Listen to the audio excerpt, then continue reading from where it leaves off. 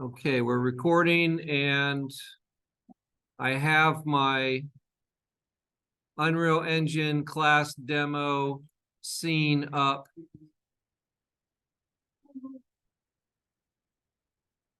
With my skybox and my landscape and my light. So just to reiterate a few things that I did on this one. So we turned on the HDRI backdrop plugin, we turned on the landmass plugin, and we turned on the water plugin. So I have all of that here. If I hit play, I also have my metahuman in this scene.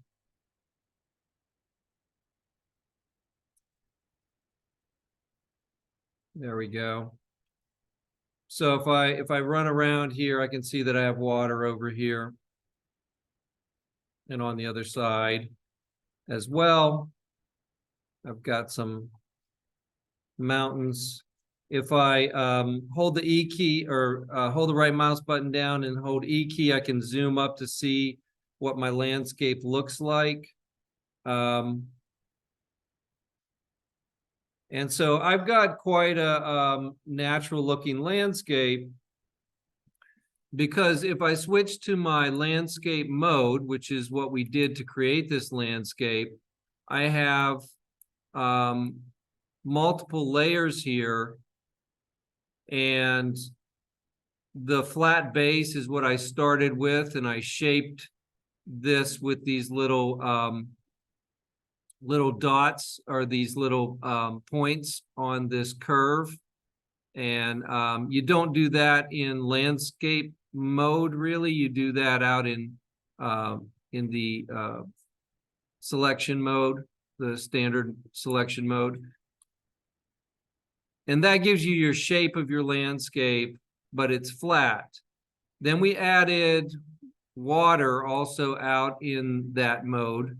It's one of the classes, so you can add it under all classes as water body ocean, and that's what I have, and it's going all the way out, pretty much close to where my skybox is. It's intersecting my skybox at the corners. And you could make your skybox bigger, and you could make your landscape bigger if you really wanted a larger land to run across and have as a game map. But that means you have to make more things for that. Some of the islands that you had in your Fortnite games were definitely bigger than this. Some of you had like multiple islands, and you catapult over to those islands, or do a portal over to those islands. I created a little island out here by just sculpting, and you can do that, but my island's not that big, so I probably wouldn't have multiple islands on something this size. Just some small little things peeking up maybe around the edge here, I could do that easily. So after that, I came into landscape mode, and I added a layer by going to the flat base layer, right-clicking, and hit create. And I created a sculpt layer that I brought up some basic hills in the areas that I wanted some elevation. I kept the middle here kind of flat. And then I went to, I created another layer by right-clicking and hitting create, the base layer, and named it landmass 1. And I went up and turned on blueprint and chose the custom landmass brush. So custom brush landmass is what I chose. And when you choose that, you just click on whatever area that you want that to come up in, and you're going to get 3 points, and it's going to be like a pyramid. And you just move those points around, to shape that landmass. And the thing about the landmass is it's going to create a brush over here, a landmass custom brush. And the main thing that you want to adjust on that landmass brush is the curl noise. Curl strength 1 and 2, curl tiling 1 and 2. And it radically changes the shape of that landmass. So this is the one that I currently have selected over here. You can see that the 3 points, it's just like the water body ocean points. You can hold alt down to add points if you want to by selecting a point and holding alt and moving it. Add a new point. And you just shape the basic size and position of it. And then use this curl strength and curl tiling to actually get something that looks really organic and would be difficult to model. I mean, you could model it, but it's procedurally being generated, mathematically being generated.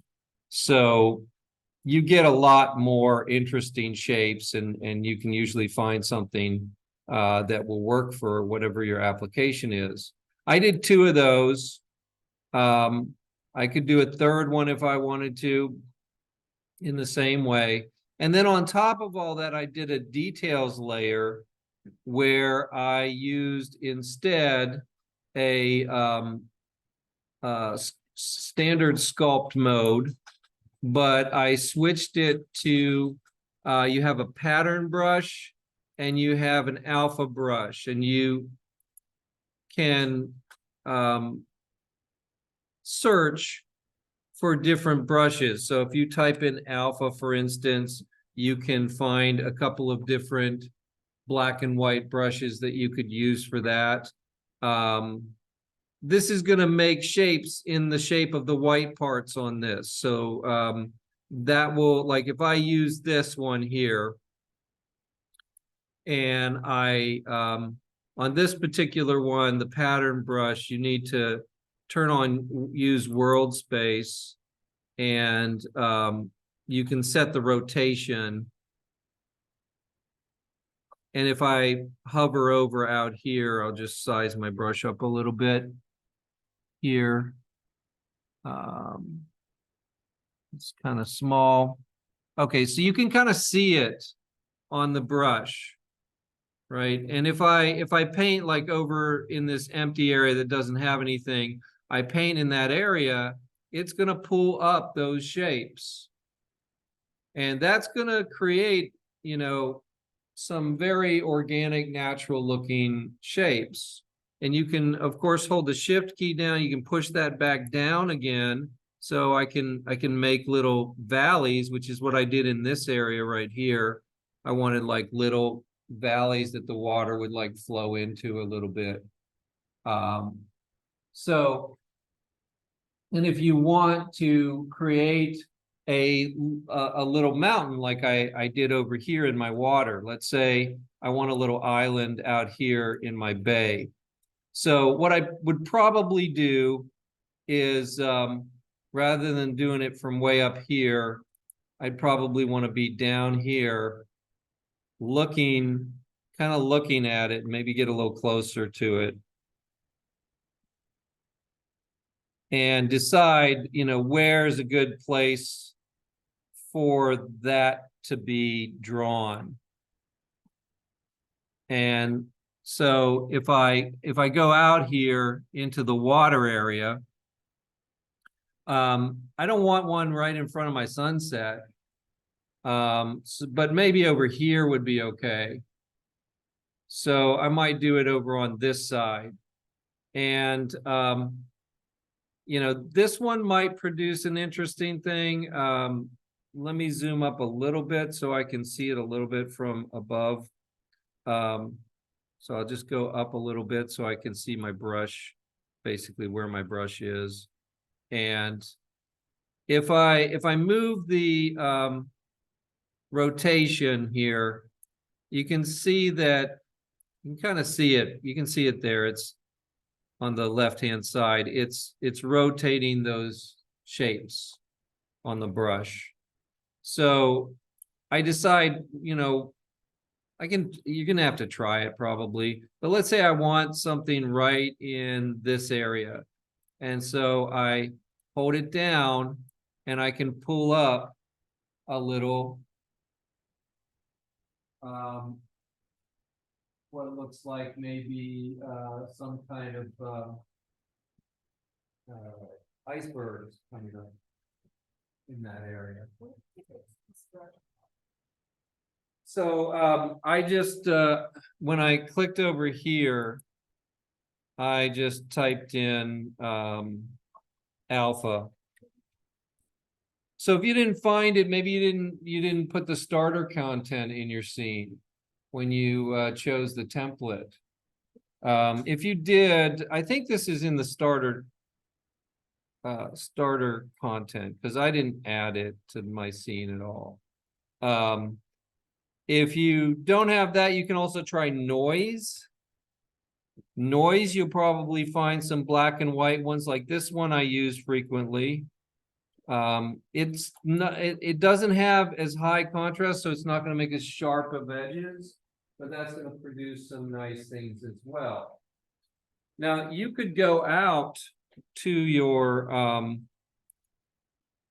to the internet. No, Bridge, I don't think he's going to have anything, but and you could type in alpha brush and go to images, and you'll see some things. You probably can find some ones that you could download.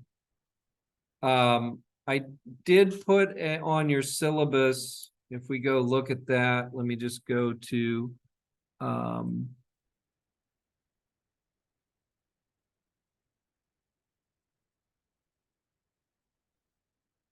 open our syllabus here.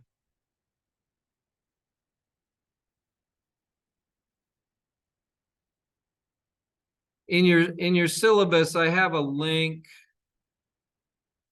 to some alpha brushes that you can download.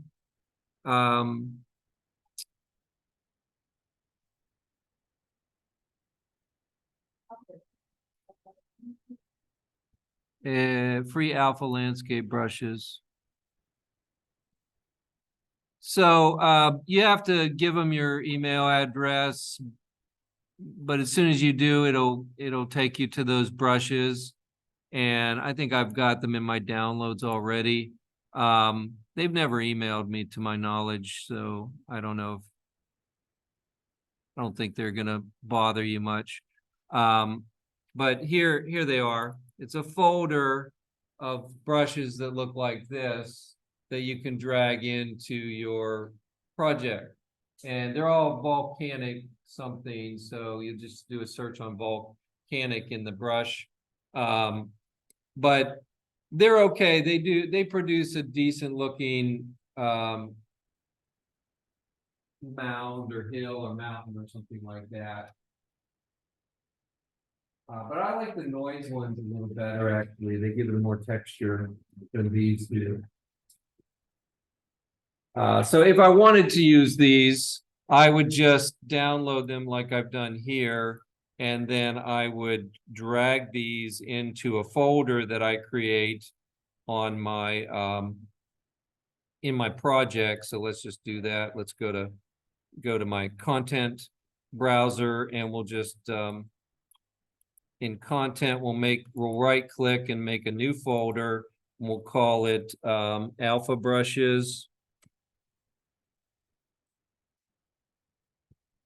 And I'll go ahead and place those in that folder. So I'll just select them all and drag them into the folder.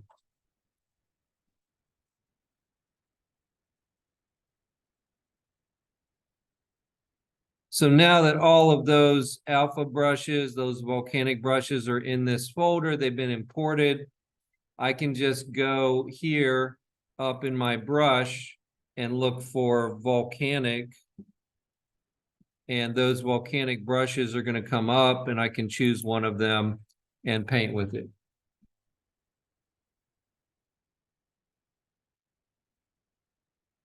Just remember on this one where I'm using the pattern brush, you need to turn on use world space or you're not going to see anything happening. It just doesn't work for some reason if world space is not turned on.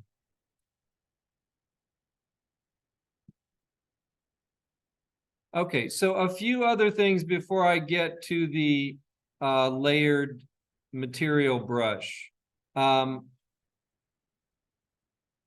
I adjusted, if I zoom in down here, I adjusted my lighting last time to fit.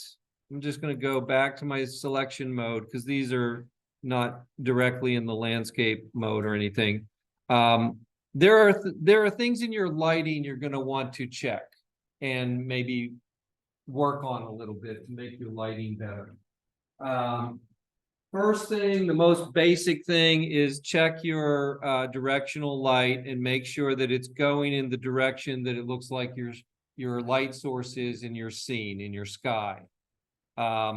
So, that's going to be just rotating that directional light until your shadows look correct, as I did last time.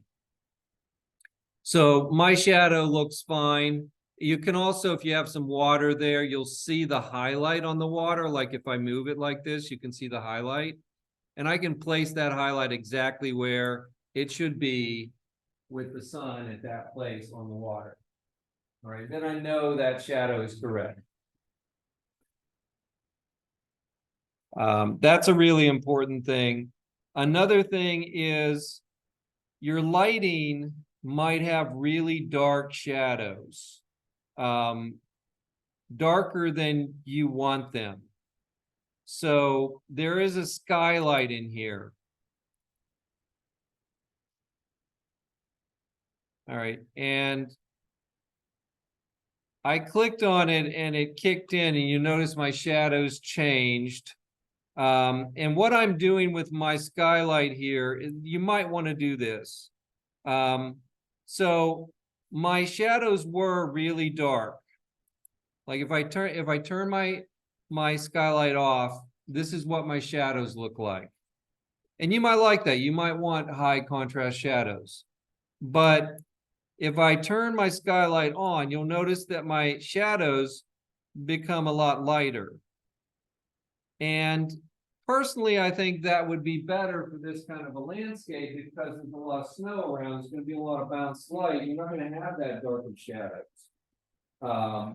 And so I would prefer to have some shadows which are a little bit more filled in. And what I'm doing is I'm plugging into my skylight the same image that I'm using for my HDRI background. So the skylight is a light, a big light that surrounds your world. And normally it's actually on what's called real-time capture. So there's nothing plugged in. I'll just clear this one.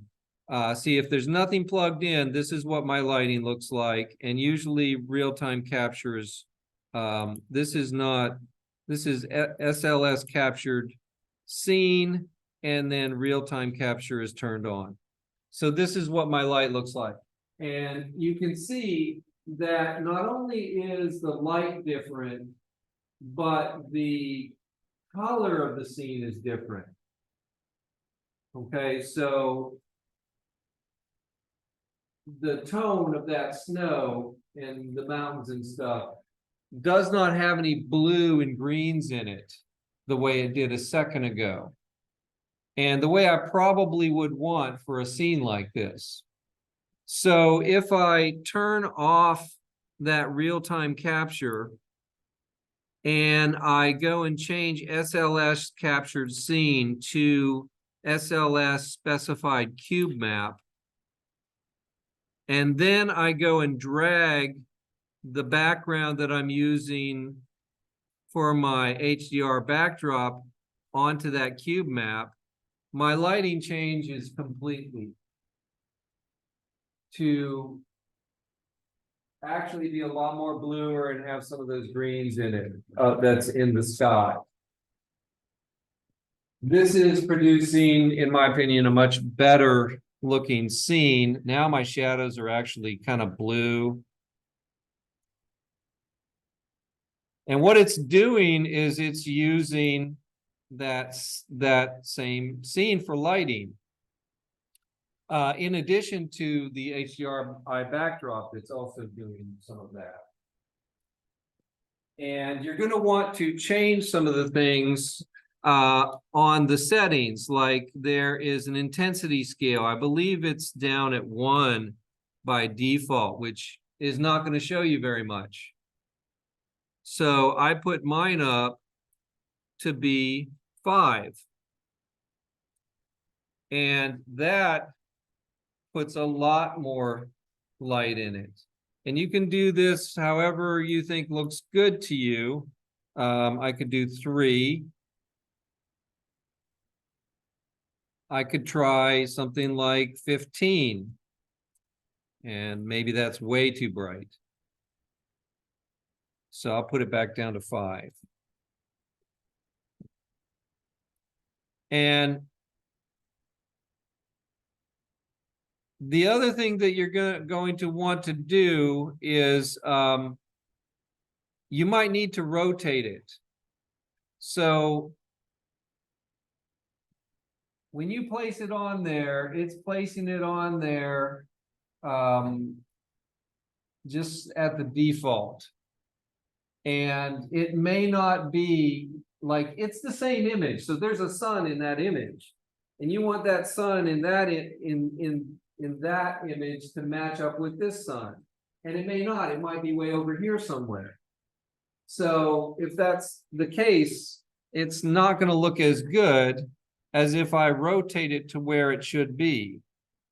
And in order to see where it should be, if you have some water, you could probably see, you can see it in reflections.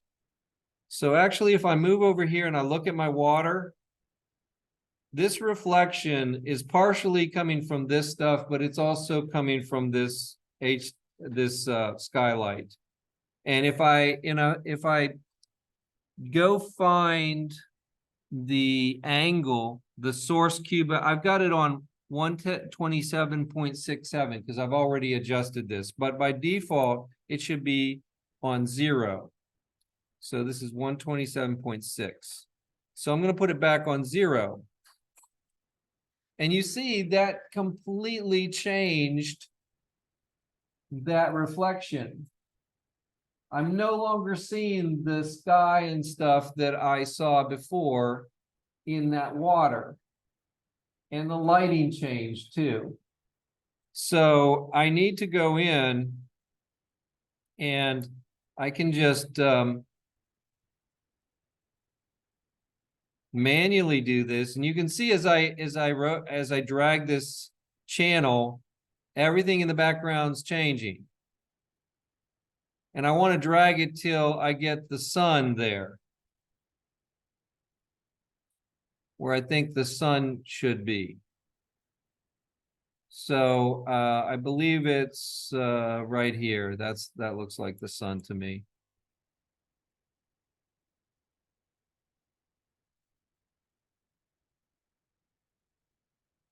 Yeah, that looks like the brightest part of that image. So I'm going to put that right there like that. And again, it's right around 127. What I found before, it's actually, I put it at 128 this time, but it's, yeah, that's matching the light and the reflection looks good. It's especially going to be noticeable in your reflections, this skylight. Sometimes if I don't have any water, I'll put a chrome ball in there and I'll look at the chrome ball to see what my skylight is doing. The way you can do that is just, let's say I go back towards this way. I want to see what the skylight's doing from right here. So I create a shape sphere move it so that it's like right in front of you. Yeah, go in on it a little bit. And then in the material of this basic shape, I'm gonna go click on the choose button and type in chrome and find a chrome sphere that looks like it's really reflective, chrome material that looks reflective. Click on it, and now I can see what the reflections are doing. And I could use that to adjust my skylight to what I think it should be. And then when I'm done, I just take this sphere and delete it. I don't need it anymore.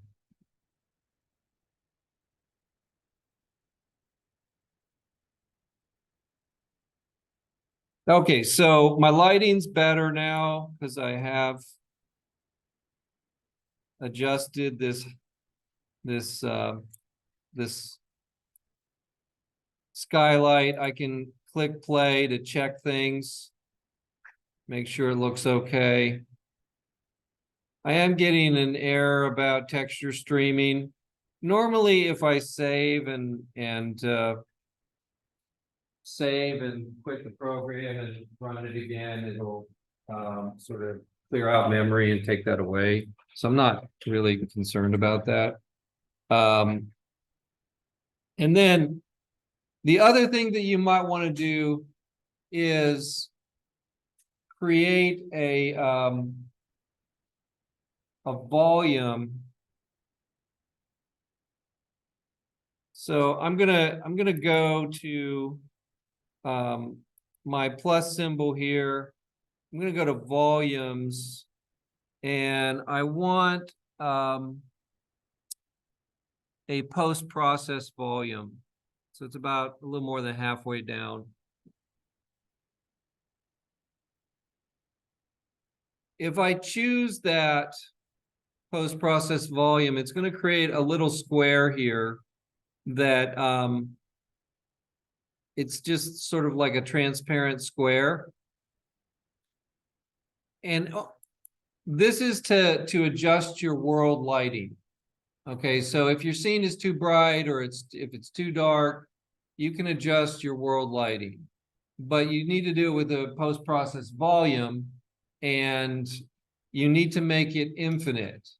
So when I create the post-process volume, down in my details, I'm going to click in the search INF for infinite bounds.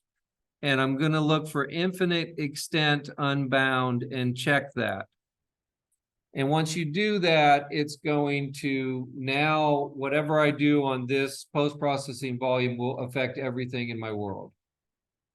Okay, so you do that. I'm going to save that. I'm going to actually, let's save a new scene since we're doing something new here today. I'm going to do a file, save current level as, and we'll call this class demo 2. And I'll save that in my scenes folder. And you notice that texture error went away. Or at least it actually, no, it could still be there. It doesn't matter. So I've got this post-processing volume in here now. I'm going to make sure I select it, and then make sure that you clear out your search so you can see all your details of what's in there. And what I want to do is I'm going to go down until I find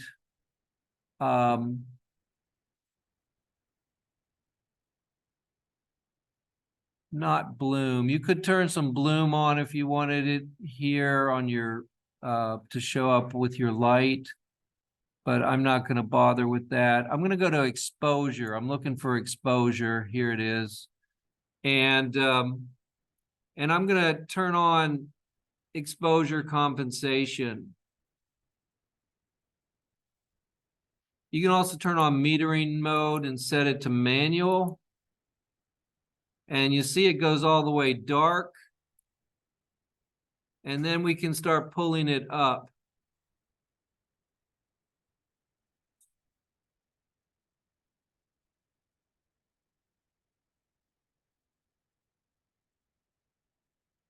So sometimes if I want to adjust my overall lighting in my scene, this is where I would do it.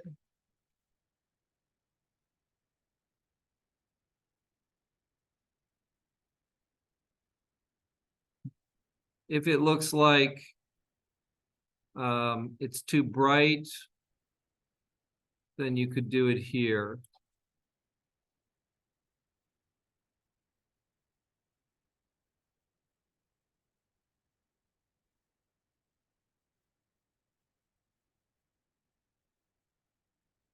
And then you might have to go back to your skylight and try adjusting that again a little bit to see if so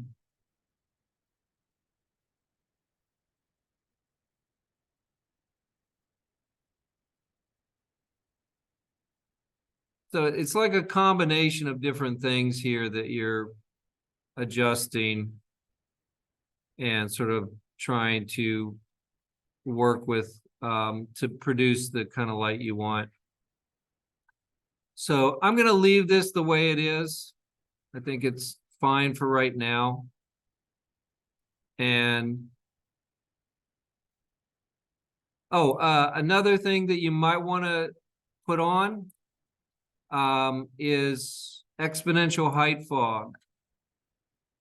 If you click on that, there is a fog density. If I put that fog density, for instance, let's look this way here. So we're looking towards the mountains.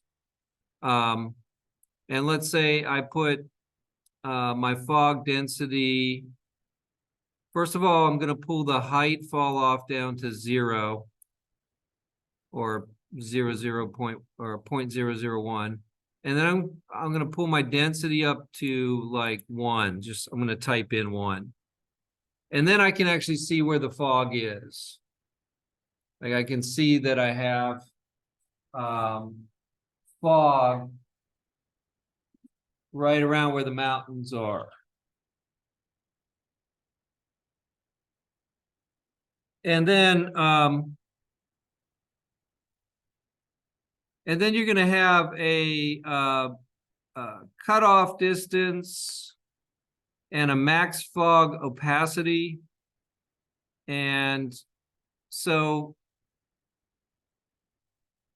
you could set your cutoff distance, like if I type in 500 on my cutoff distance, it cuts off everything. Let's try 100.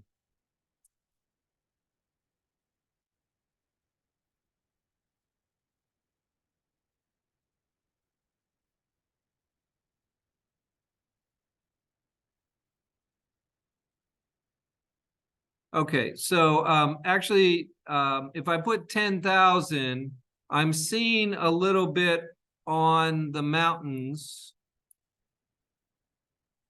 but I'm not seeing it on the background.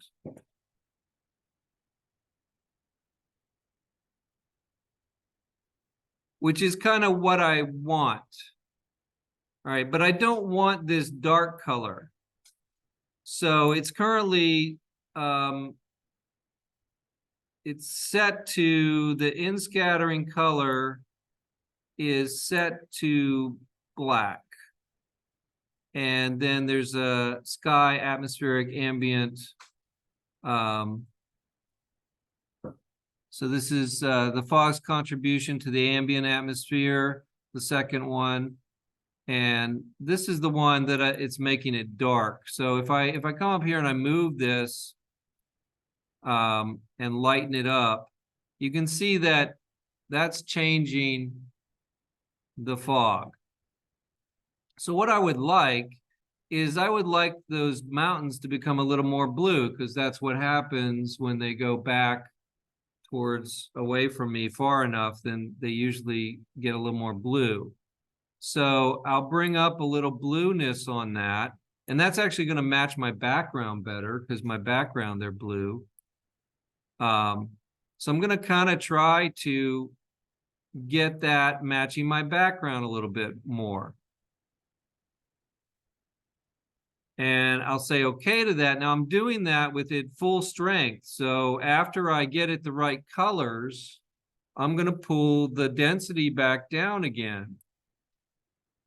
And put it maybe at, let's say it was at 1, that's full strength.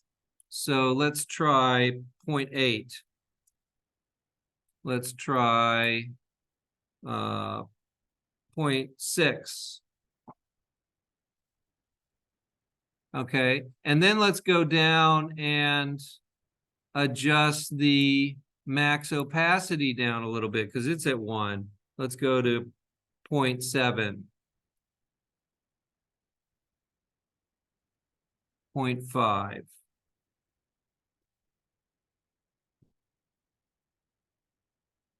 Okay, so that's not really, I'm not seeing a whole lot happen there. Okay, I'm bringing it down quite a bit. And the density I'm going to bring down a little bit too. Let's go to 0.4 on that.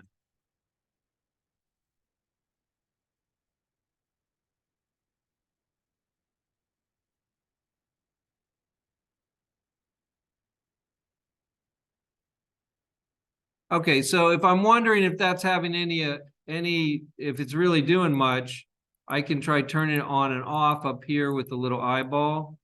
And I see that I'm not really seeing much there anymore. So let me try to go back. And let's just leave, let's leave the max opacity to 1 and just work on the density. And then I'll turn it on and off. And so I can see it is having some effect there. It's making them more blue. And maybe just a little bit more, 0.4. I want this to be subtle. I don't want it to be super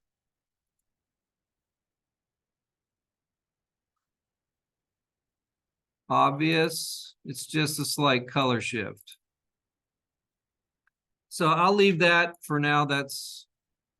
See, you can see it on the further mountains there, but the ones closer are not really affected. You're getting a blue shift on those further mountains. That's kind of what I wanted.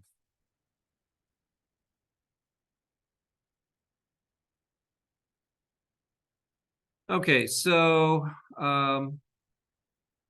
adjusted the skylight, the exponential height fog.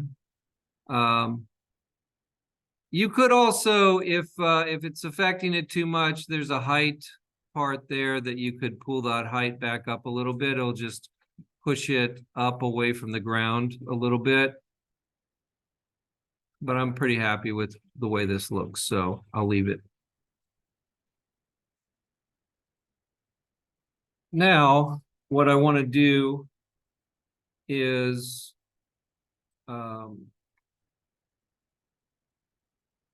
I've adjusted all my colors and stuff, so I think I'll go ahead and move on to the layered shader. I think there was one other thing that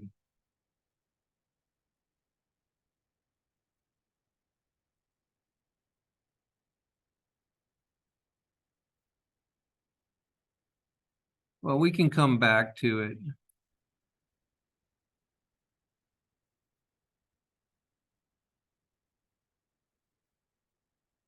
There is a light color in your skylight too. If you want, you could mess with that a little bit. You see, I just toned my entire landscape green or purple from that skylight.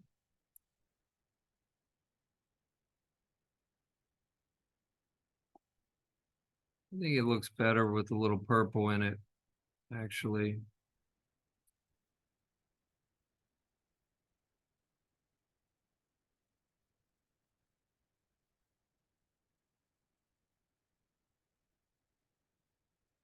All right, make sure you do a save all, and let's go ahead and start this layered shader. So to do the layered shader, you're going to need to have some materials for the different parts of your landscape. So I use the grass snow one, so I am going to try to pull a little grass out later on when we do the procedural content. But that's one of the ones that I want to use. That's going to be my main one. And I've already checked with my Megascan surfaces, the material for that grass, I set the tiling to 0.2, so I know what that is. And I know it looks good across the entire landscape. You're going to want to do that with all of the materials that you might use on your landscape. So for instance, for me, I am looking at my background, and the mountains have this sort of brown rocky material in this main part. And then there's snow, like windswept snow that is on the tops and maybe on some of these mounds. And then down here close where I'm going to put my facility, I might want to have some trampled snow or some snow tracks with tire tracks. And then down by the water, I might want ice. So I have all of those. I mean, if I go to Bridge, there's a whole Arctic and snow area that has a lot of those materials in it. And there's other things like Iceland and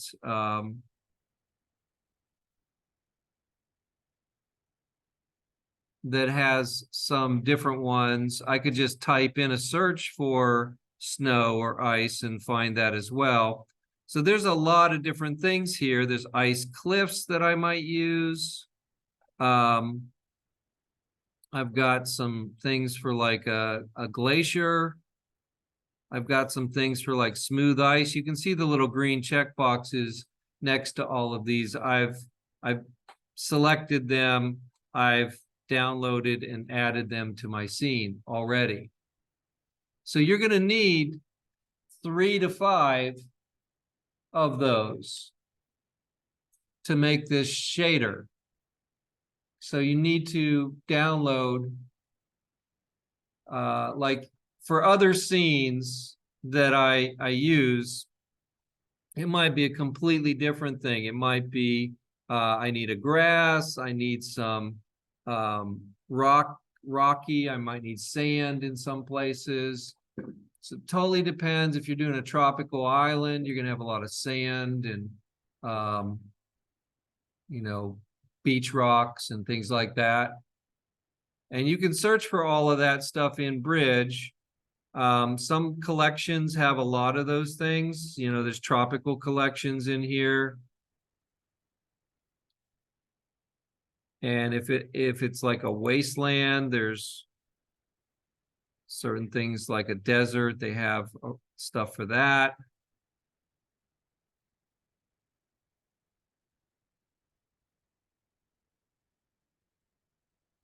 So all that's going to be or you go to home and go to surfaces, and there's a whole other categories, And for me, one of them is snow. And I found some of my snow textures in here that were not in the other one. Some of them are a repeat, but some of them were actually new.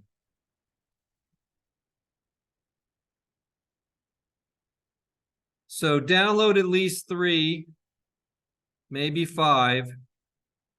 And then inside of Unreal, once I have those downloaded and they're showing up in my Megascans area,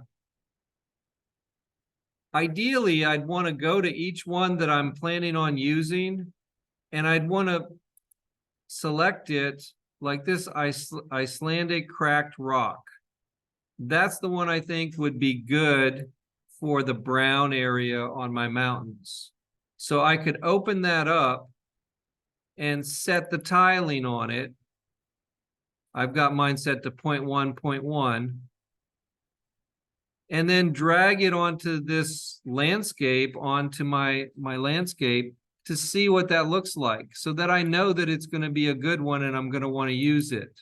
If it doesn't look good, by dragging it onto my landscape material here and replace the snow one that I had. If that doesn't look good, then I'd want to go to and find another one. So I think that looks okay. It's got some brown in it. It's kind of like similar to the ones in the background. I'm not looking up here because that's not where I'm going to paint it. I'm going to paint it on the mountain. So that's where I want to look.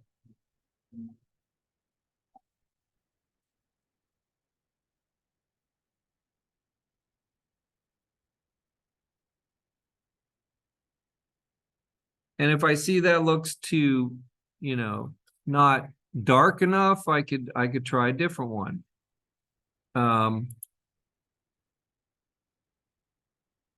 Here's a glacier one I could try and see what that looks like. Actually, that looks pretty good too.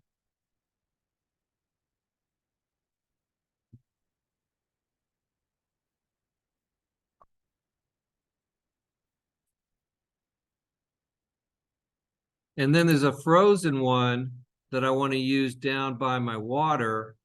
And if I drag that on, it actually looks pretty cool. Looks like you're in an ice skating rink. It's got a lot of reflection in it.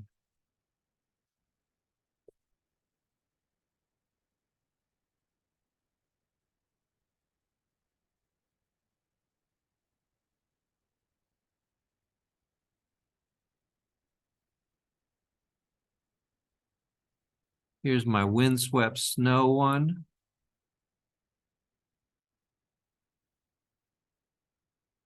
This, I'm going to look right around this area that I'm in.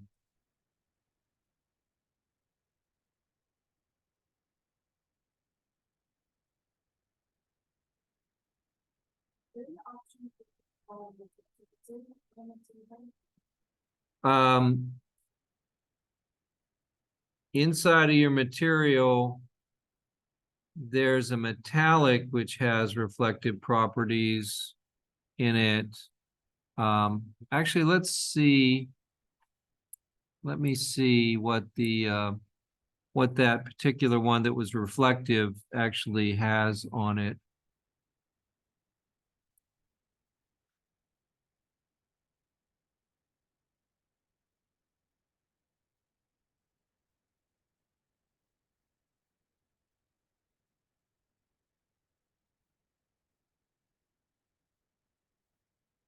So it really doesn't have any metallic on it.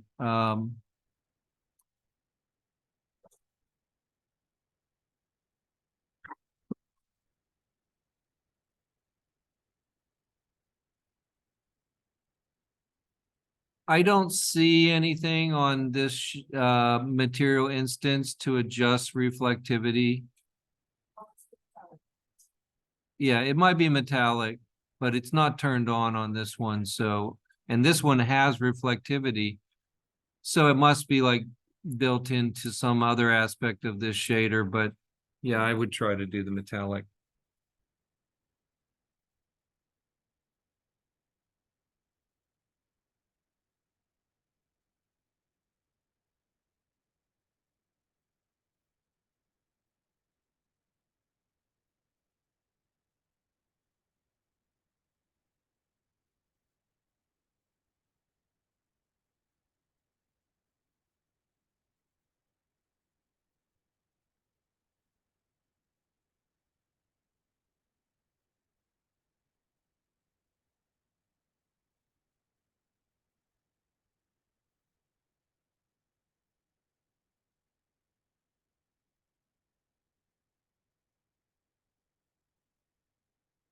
So after you have a few materials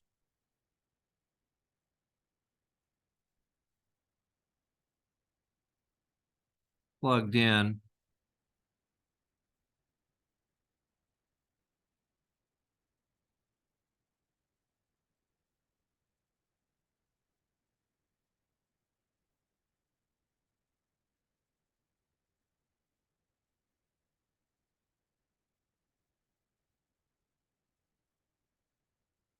and you're ready to start this, the first thing I want to do is I want to create a folder for this new material. So I would go ahead and create it at the content level. Just right click, create a new folder, and then I would call that folder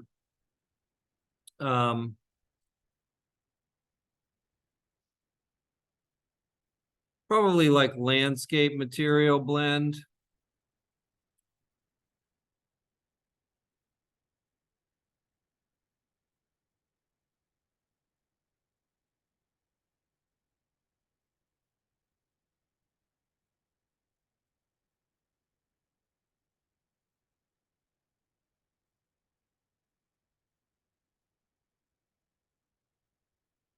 Okay, so I've got landscape material blend folder, and I want to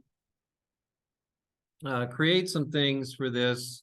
Before we do that, I need to take any Megascans material,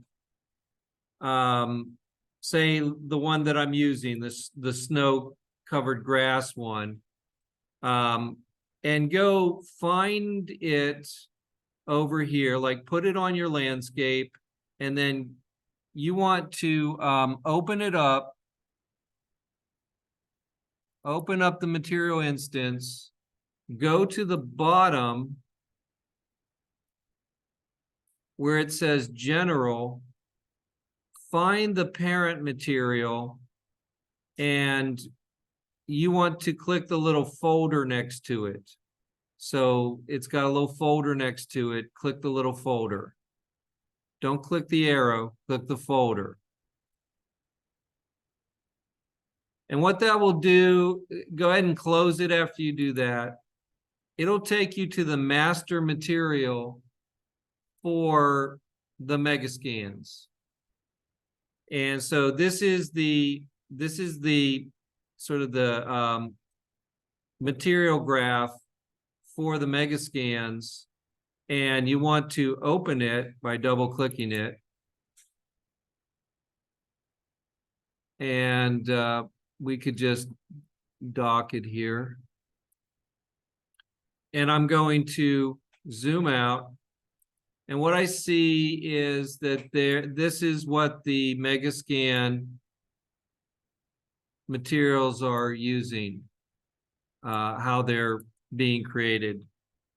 So there's a tiling node on the left. There's a textures section in the middle here that has 4 different textures: albedo, metal, ARD, which is roughness and normal. And then there's an adjustments node and then an output node. What you're going to do is drag a selection box around the 3 sections that are on the left that have comments around them. Don't select the output node, just those 3 areas, and Control C, copy it on your keyboard.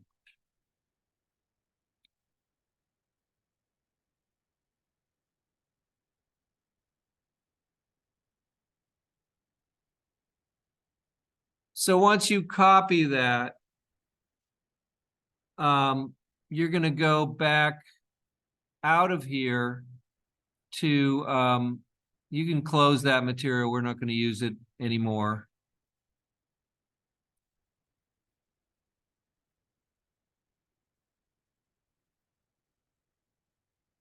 I am noticing something weird about this. Let me just close it. Don't say say no to anything that comes up. We don't want to change that material at all. So I just noticed that my material looks blank over here, which it's not supposed to. It's supposed to look like a concrete. So I'm just going to click no, just in case my clicking around in there actually did something to it. I don't want to mess it up. And then I'm going to go back to this, and I can see it's got the concrete look on it again, so I didn't change anything there. And then I'm going to go back to my folder that I created for the landscape layer blend. It has nothing in it. And I'm going to right click any empty area in that folder that we created. And I want to go to the materials section where it says material, and I need to make a material function.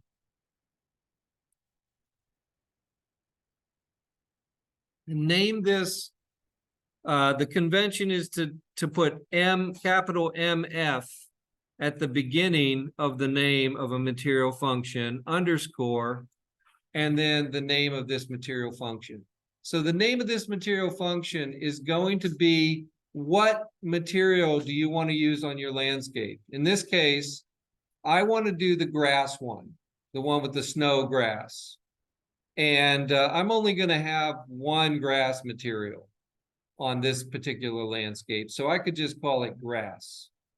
And a shorter name is better than the longer name. So I'm going to say land, L-A-N-D. You could put landscape, but it's going to just make it longer. I'm going to put land underscore grass.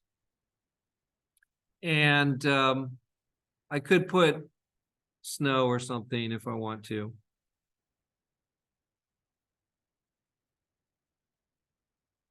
And underscore layer.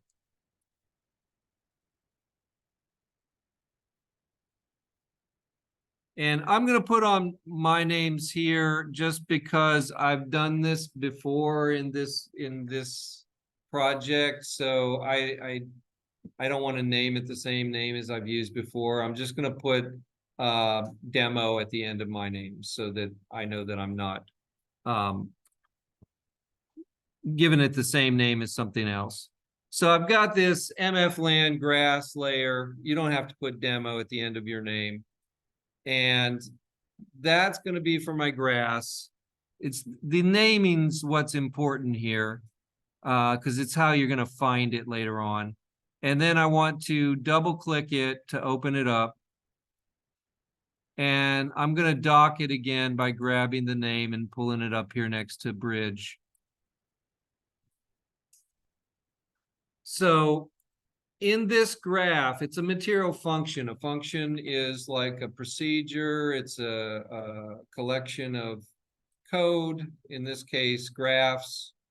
And you can see it only has an output result. It's got nothing really in it. Use your right mouse button to drag that over so that that output node is towards the right. Maybe zoom out a little bit.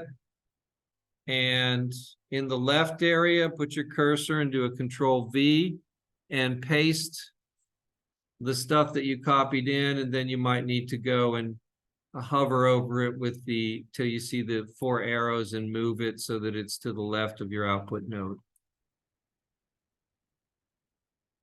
And then I'm gonna hold my cursor over the output node, zoom in with my wheel, and I'm gonna connect the result of the adjustments node to the output node here.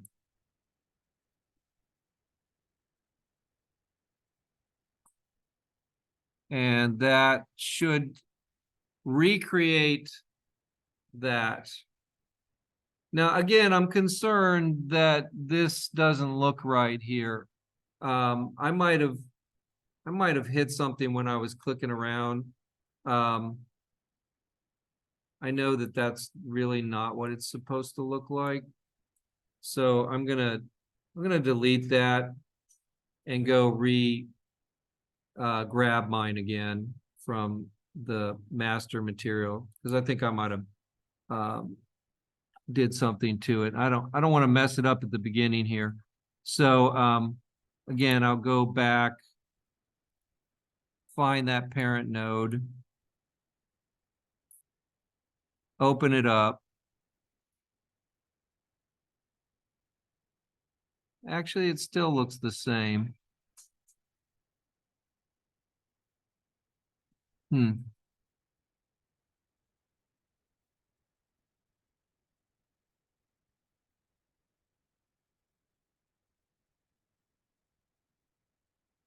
Okay.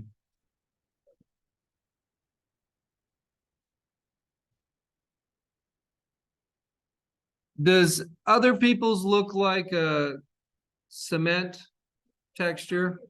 What looks like concrete, right? Yours looks like that? It should look like concrete. I'm not sure why.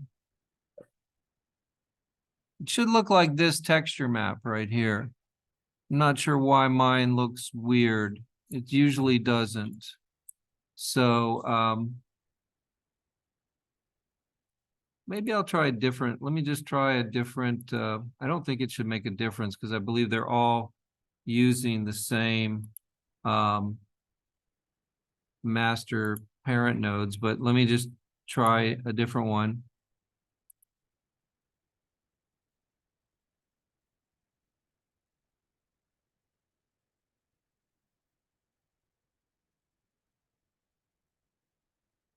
Let's see.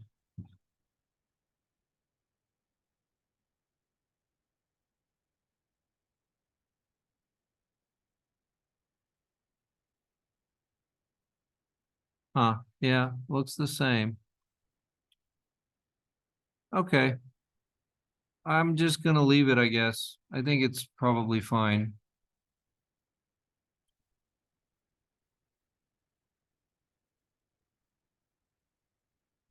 Okay, so I'm gonna close all these other materials that I have open, and I just want to work with this particular one. I'll go ahead and paste it in again. So I think it's okay. And connect it. So on this material, what I want to do is I want to change the name here to instead of just plain albedo, I want it to say, like in my case, grass albedo. And it's okay if you put spaces in these names. And I'm going to do the same thing with this comment. I'm going to put grass textures at the top of the comment as well. And the other thing with the albedo node selected, I'm changing the parameter name here to grass albedo, but I also have a group here that I'm going to want to create a new group for this by clicking on it and highlighting it.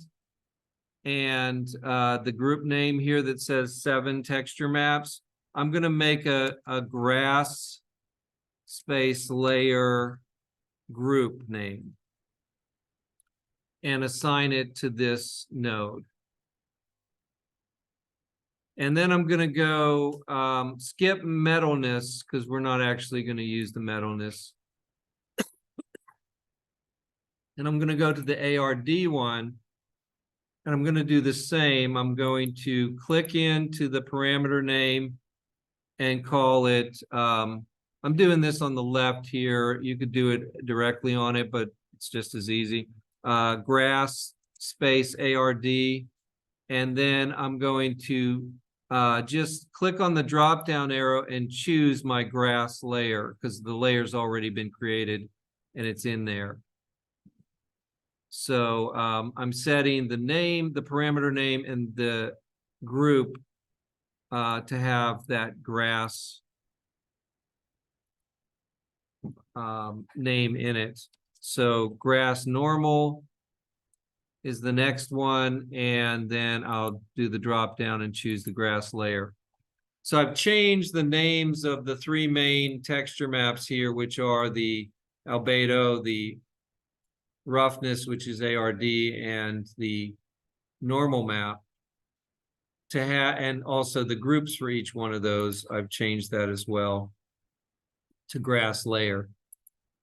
And then I want to create some tiling controls.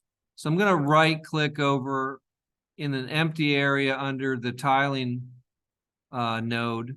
You notice that there's not really any tiling controls there. And I need a scalar parameter. So I'm going to type in scalar and choose scalar parameter. And for this parameter, I'm going to also put in the name grass tiling.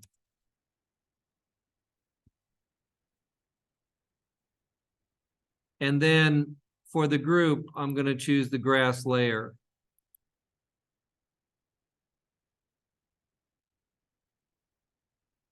So I've added this grass tiling node. It's a scalar parameter. The default value should actually be 1. And I'm going to go out of that and create, let go and type in multiply and choose the multiply node. And the multiply node is going to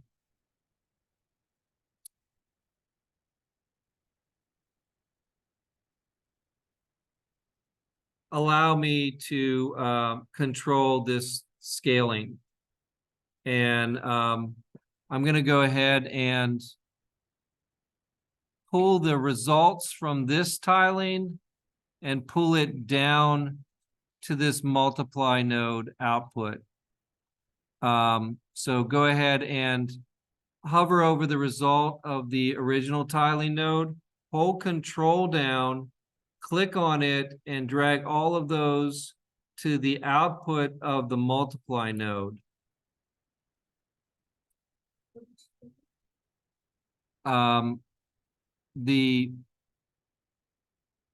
of these were up here.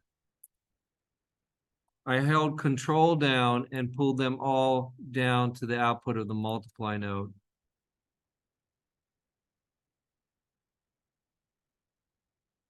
Okay, so I'm gonna pull the grass tiling actually into this one here. Let's hold Alt down and break that line right there. And then the result of this tiling, I'm going to go into A here.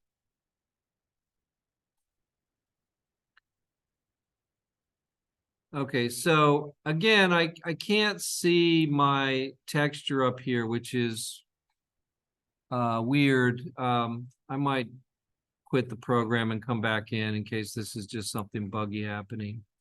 But I want you to try this. Go down to the default value and type in like 5 or something. And you should see it tiling. I can actually see it now a little bit on there. So you should see it tiling. It should look like your cement thing is tiling. So you can go back to 1 on that. It'll go to whatever is the default. And that should be working correctly then. Does everybody see that? Is that working for you guys? Okay. So that's done. That one should be done. I'm going to go ahead and go up to the corner here and save that. And you can close it too. So if we go back, we now have this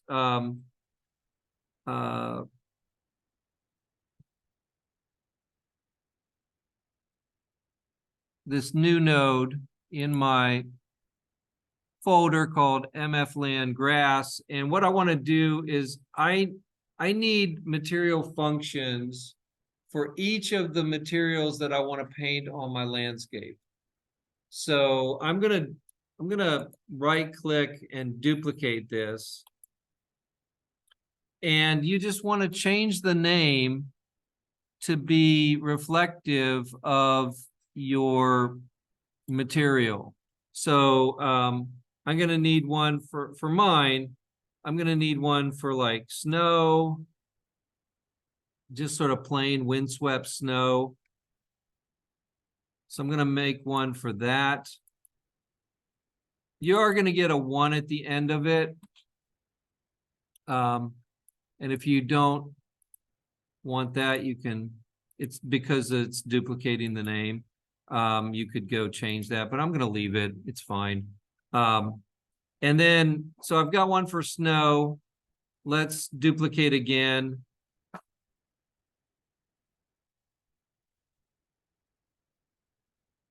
And I'm going to do one for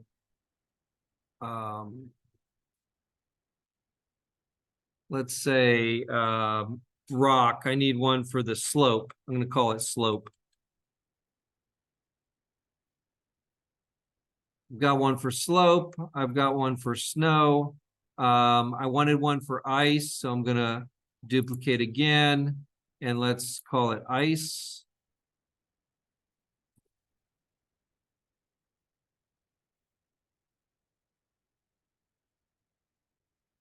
And let's make one more, duplicate again, and I'll call that one.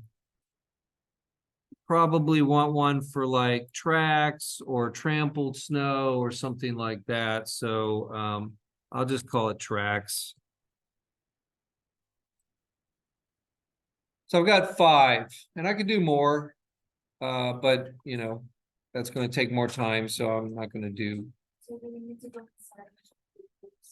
So what we need to do is go into each one of these and change the names, because otherwise you won't know what they are inside of the material instance when you go to plug them in.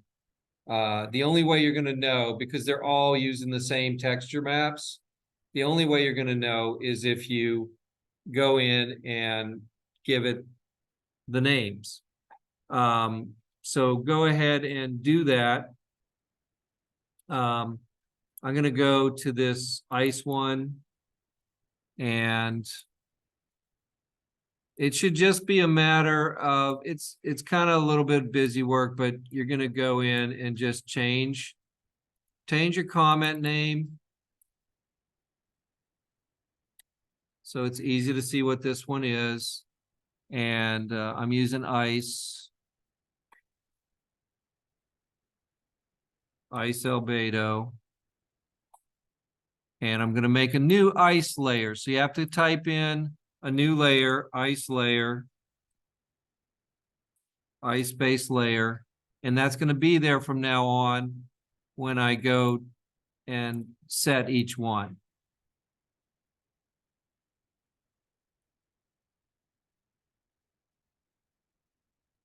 So I can just choose it from then on.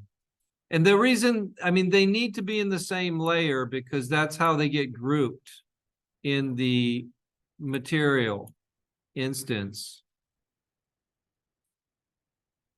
And you want them all to come up in the same place with the correct names.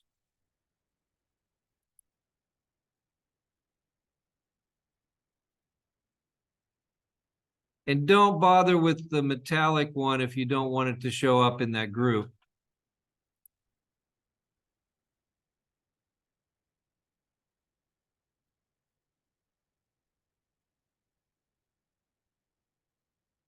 And incidentally, the default parameter is 1, but I never put my textures at 1 on a landscape. It's always too big. So you could make your default texture like something like 0.3, and then it's going to be closer to the correct thing from the beginning, rather than you have to always change it from 1 to something else. So like if I put this down to 0.3 as my default, it's going to probably come out better from the beginning.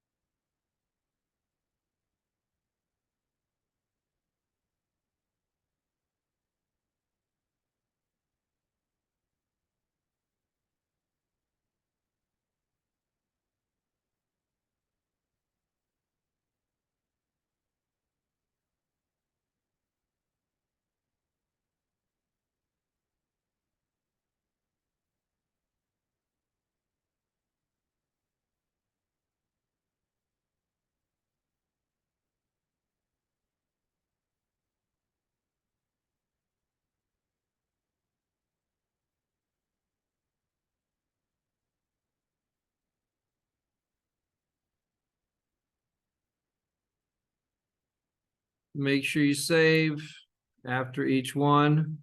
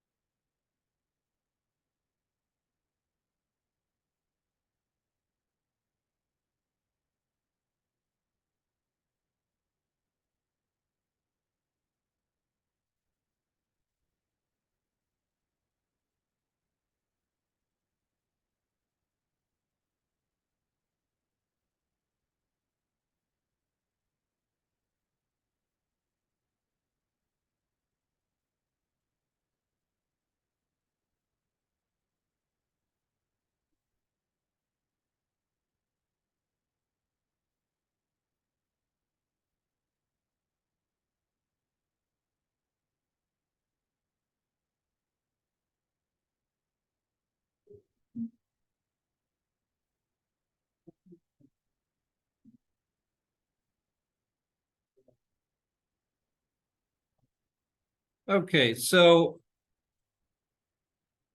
I have mine renamed, and I want to go on to the next step. You can keep working on renaming yours, but I would go ahead and stop with however many you have right now and do this next step, and then you can go back and add more if you want to. Okay, so there's no problem with adding more. So what I want to do is I have my material functions created, but I don't have a material yet. So I need to create a material now. And I'm going to right click the empty area here next to my material functions, and I'm going to create a new material. And you usually put M at the beginning of a new material, M underscore, and then the name. Let's call this, I'll just call it land layer blend.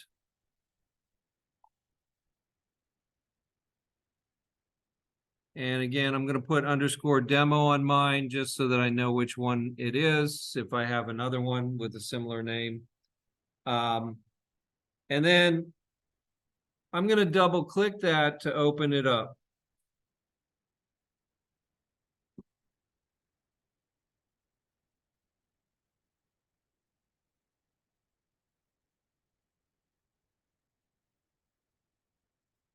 So what you're going to notice in here is that there's just a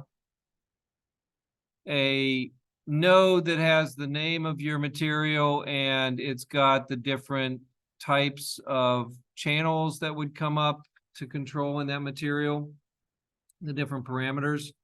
And I want to zoom out a little bit, pull that to the right, and over here to the left of that, I'm going to create a right click and create a landscape layer blend node. So type in landscape, and you should see landscape layer blend come up or in the list.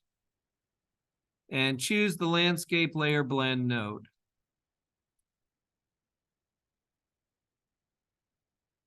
And that node is going to have, if you have it selected, there's going to be in the left details area, array elements for the layers. So we just created a material by right-clicking the empty area in your folder and choosing material. And we opened it up, and we're about to, we created a landscape layer blend node.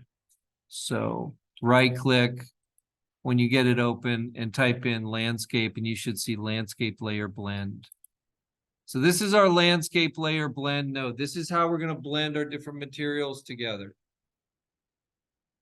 To do that, you need to find the details over here, find where it says layers, and click the little plus button to create what's essentially an array of material functions that are going to come in. So if I have 5 that I want to bring in, I can click it 5 times. If I want to bring in 4, I can click it 4 times.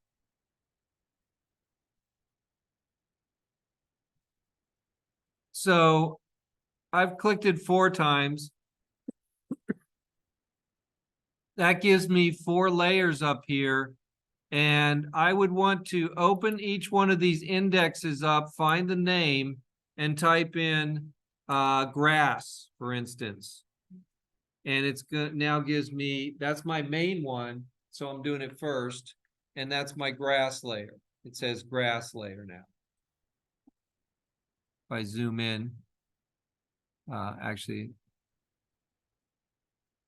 that's far as I can zoom in. So I have a grass layer. Close that back up. And or not the layers, don't the index 0, which is an array. I think we've talked about arrays before. An array is a list of variables that starts at 0. And so your first thing in your list is the 0 index, and that's what you want to make your main material. And then open up 1 and choose another one and give it a name. So I'd say snow is probably going to be after that for me. And then I'll close that index 1 and I'll open index 2 and I'll type in slope. Let's do slope.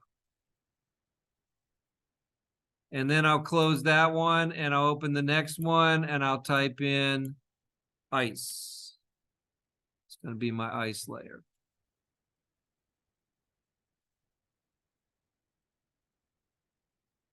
Yeah.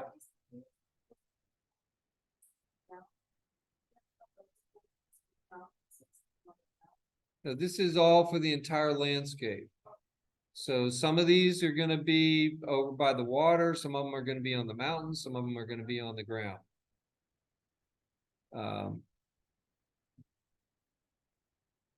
Okay, so yeah, all of these are going to be for the entire landscape. That's why you might want 5 of them. You know, if you have a lot of variations, I mean, you'd want some different things in there. Okay, so what we need to do is we need to plug these in. So plug in the material functions. So right click to the left of that, type in, probably function would be good. Yeah, you want a material function call. A material function call. And that's going to bring in the material functions that we just created. So the first one I need is the grass one. I'm going to, with the material function selected up here, I can go down. Actually, let's duplicate it before we plug it in. So I'm going to do right-click this and duplicate or Control D. It's probably going to be faster if you do Control D. It'll make a new one and you just move it over in place. And then I'm going to do one more, Control D, and put it out to the left of my landscape layer blend node. And then for the top one, I'm going to go into the details and click on the drop down where it says none and type in whatever you think is going to bring up your material function node. You could do like MF underscore, and but you might have a lot of material functions there, so maybe just whatever it is you're calling grass, and I'll look to find the material function. So as I said, I have more than one here that has a similar name, but I want the one that says demo. That's the one I just made, and I'll click on that. And then I want to drag that into my grass layer and connect it.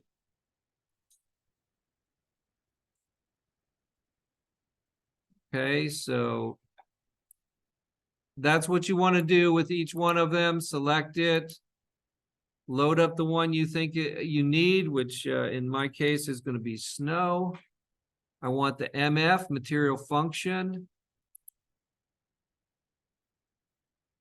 And then I want to plug it into my snow layer. Next one is going to be slope.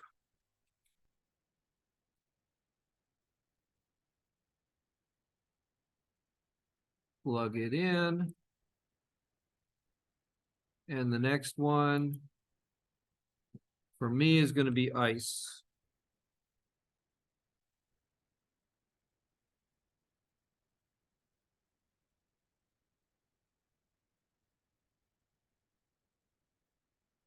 Okay, so I have all my layers plugged in with their material functions. And then I'm going to go to the output of my landscape layer blend. And I'm going to click and drag out of that and type in break and choose break material attributes. And what that's going to do is it's going to create something similar to what you have in this output or this material node.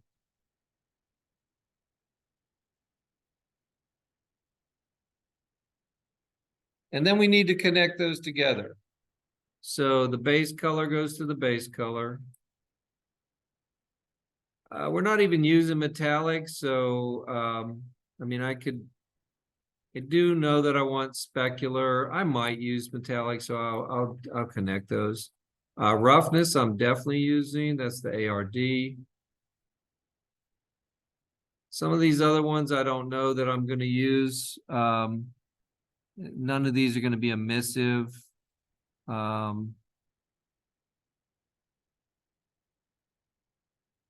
Normal, I definitely want.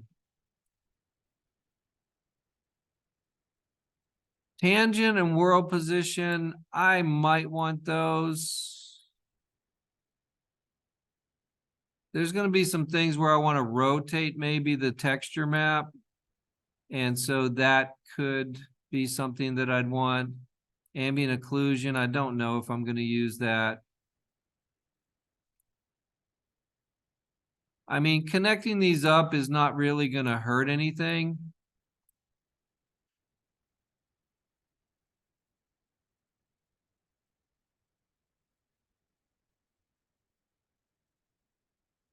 And when I'm done with that, save it.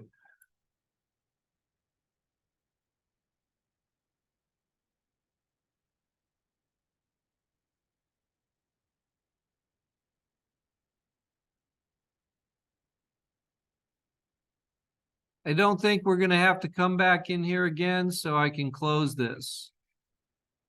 Is everybody done with this one?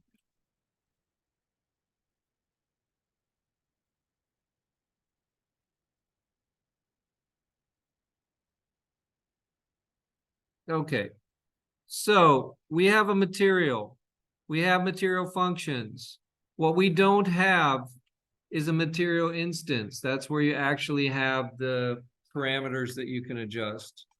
And I'm going to right click this material that I just made and go up to the top where it says create material instance. Choose that, hit enter, and it should have the same name as your material, only it's going to have INST at the end of it. That's fine. And double click that to open it. So now you have your material instance, and if you go down in that, you should have however many texture maps you plugged in. I'm going to go ahead and actually, it's better maybe if you don't dock this, if you just move it to the right, kind of make it a little bit, scrunch it a little bit to the left. you don't really need to see the material ball at all. And drag it to your right. Okay, so what we're going to want to do is you're going to need to, in the left, you're going to want to find your mega scans and your surfaces that you're using and click on them so that you can see them. You need to know what they are. You need to be able to see the texture maps. It always starts with your color map, then your normal map, then your the yellowish, orange, pinkish looking ones are going to be your roughness map. So it goes color, normal, roughness. And pretty much if I check each one of these, it's going to be the same: color, normal, roughness. The blue one's always the normal map. Normal map is bumpiness. Roughness is how shiny it is, or how rough it looks, as not in bumpiness, but in shininess. So those are your three main texture maps. And you just want to know what they are. If they don't look, if they have symbols instead of actual pictures, you can double click the material to open it up, but it will replace your material blend that you already have open. So you'll have to, if you can just do it without doing that, it'll save a little time. Just know that it's color, normal, roughness. Okay, so from left to right. So I'm going to start with my grass. I need to plug in my texture maps here. The way you're going to plug them in is you're going to select the color map first. Then you're going to go over to your grass layer, or whatever is your first layer, your main layer. Turn them all on. So your albedo, ard, and normal, and your tiling, turn them all on. And then go with the texture selected of the one that you want to plug in, the main color texture, go to the first albedo and click the arrow to plug it in.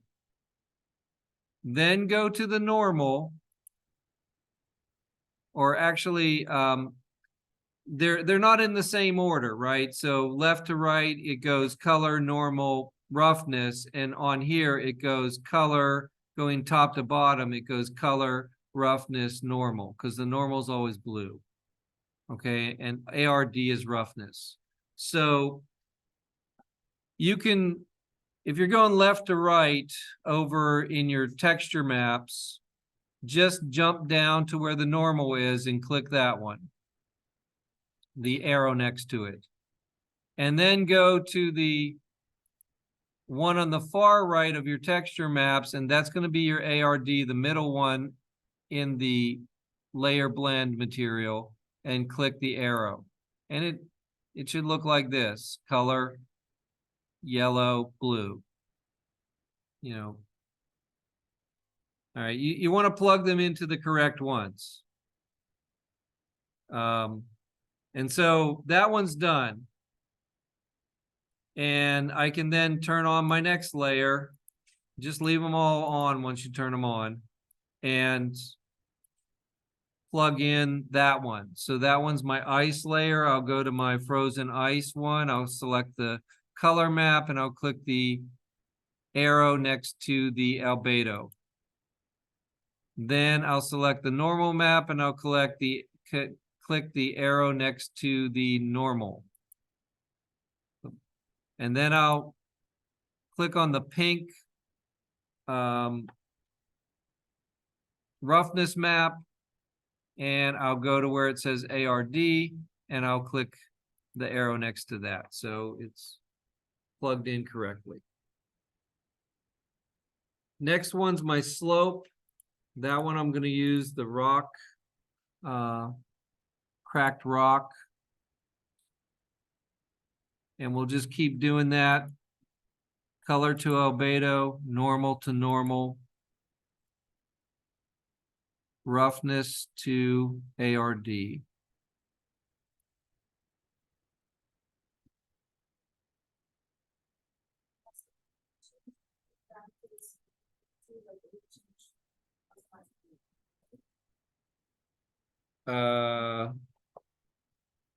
If these are parameters, yes, if you change these parameters in here, it's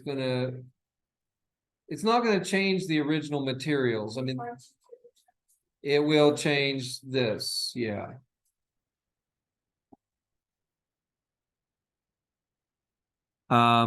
And so my last one is my windswept snow. I'll go ahead and find that and plug that in.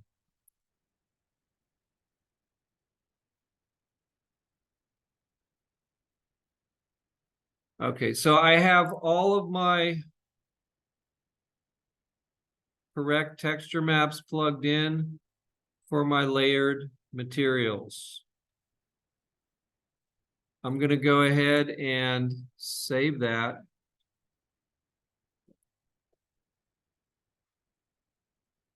And now I can assign it to my landscape and start painting with it.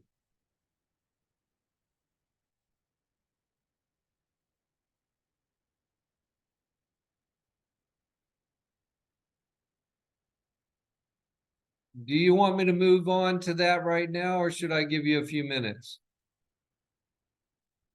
You guys still plugging in?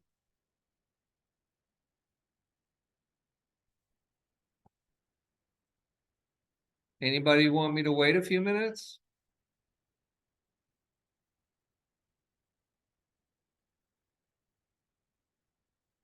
Okay, I'll go ahead and assign it. So I have my material instance. I probably want to leave it where it is because, well, actually, no, I don't need to delete it. I'm going to dock it. So I'm going to drag the name here and dock it for now. I'm going to go back to my landscape, and I want to find the landscape in my outliner. Click on it. And right now I have the snow-covered grass plugged in. I'm going to go find my material over in the folder that I put it into.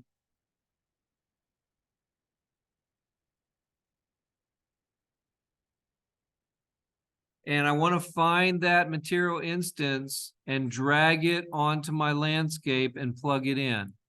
The whole landscape's going to turn black. Okay, because it doesn't know how to assign the layers. And I need to assign the first main layer so that it gets covered with the snow-covered grass again, and then I can start painting the other layers. So first of all, go up to your selection mode and change to landscape, because that's where we're going to be assigning this. And we'll do it in the paint tab. So we've used sculpt. We use manage to create the landscape. We use sculpt to sculpt the landscape. Now we're going to use paint to paint the landscape. And there's a little slider bar here. Go to the bottom and you'll see your layers. They're not actually working yet. You got to do one more thing for each one of these. You got to click the plus symbol next to your grass, whatever is your main one. Mine is grass. So whatever you want to cover your landscape entirely, that's your main one. You're not going to paint that one. You might add to it later, but for now, it's going to cover your landscape. So click the plus button next to that layer and choose weight blended layer normal. And it's going to ask you to save it. It's going to save it into sort of a generated shared assets folder. That's fine. You're not going to really need to go edit that. So just save it. And you should see that particular layer cover your entire landscape. Now, after you do that, go ahead and click the plus button next to all the other layers and choose Weight Blended Layer Normal and save to the same folder. And just keep doing that. You'll know you did it if you have a subtractive blend button on your layer. Keep doing that until all of them are done. Weight Blended Layer Normal, save. Okay. I have all my layers there now. And all I want to do is test the painting a little bit. So I'm going to select the snow, the windswept snow one. And I do want some windswept snow around here. So I'm going to go ahead and try painting that a little bit out in this area here. So I'm on my details layer, my top layer. And I want to be in paint mode. And I would probably, you could use some kind of textured brush, but I would just use a regular brush to begin with and rough your thing out with just a regular brush, adjusting the tool strength. However, if you want to blend it, don't put it all the way up. And adjust your brush size however you think is going to look good. I would put some fall off here, and I'll just try painting that. Now, the first time you click on it, it's going to look weird. It'll look like a big checkerboard. And then go and try it again. And you can see that this area over here now has transitions to the snow area. And I would probably want to go over a lot of the mounds and hills here with that snow. I'm going to make my brush a little smaller and just try to hit some of those things. If I'm doing the tops of these mountains and the brush will stretch because of the geometry, I might want to make it really small and take off some of that blend and try to hit the tops of these just to give it some snow up there on the top. And then I could try a different one. Let's try the slope one. I'll put the slope one on. And I'll try doing a little bit on the slope here. So again, it's going to look like a checkerboard when you first hit it, but then go back and try to hit it again.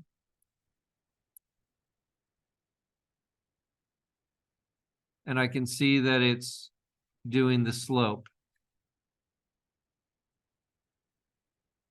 So to make this look good, you're going to really have to do some adjustments with your fall off and your brush size.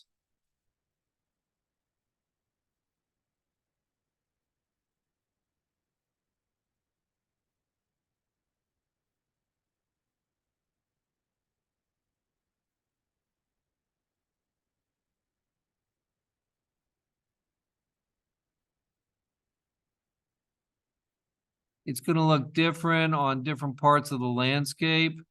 I'm not seeing it as much on these ones out here because of the fog.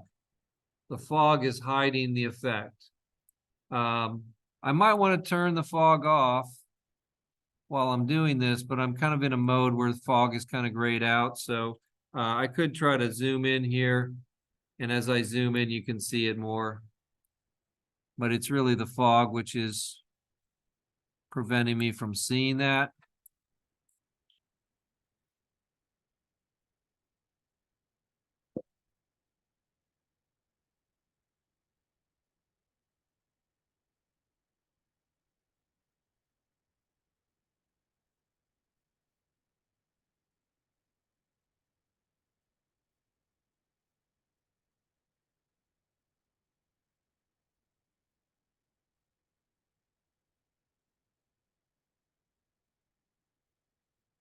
And part of it might also be my, it might be blending a lot.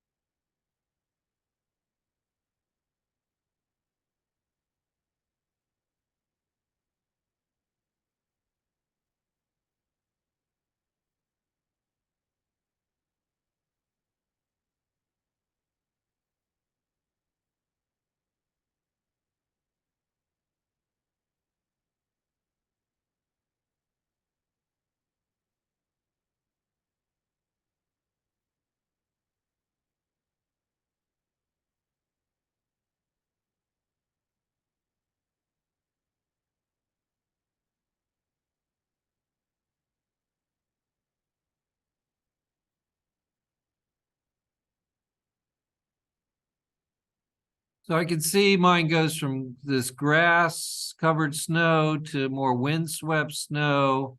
And over here is going to be more, some other sort of rocky texture. Probably I'd want to increase that. And I might want to use a different,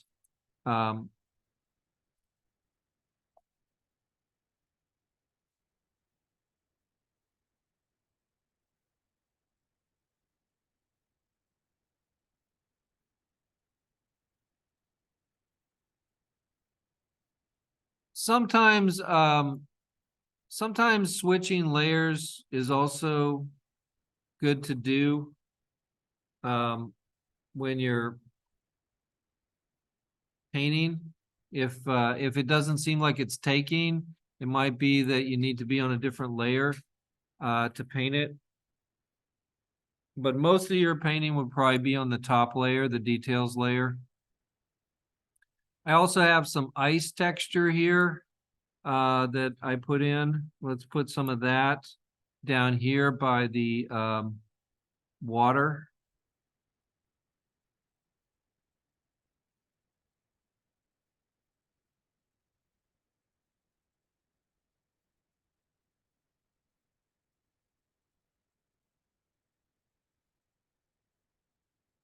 And I'll probably zoom up to see where the water is and just paint that in this area.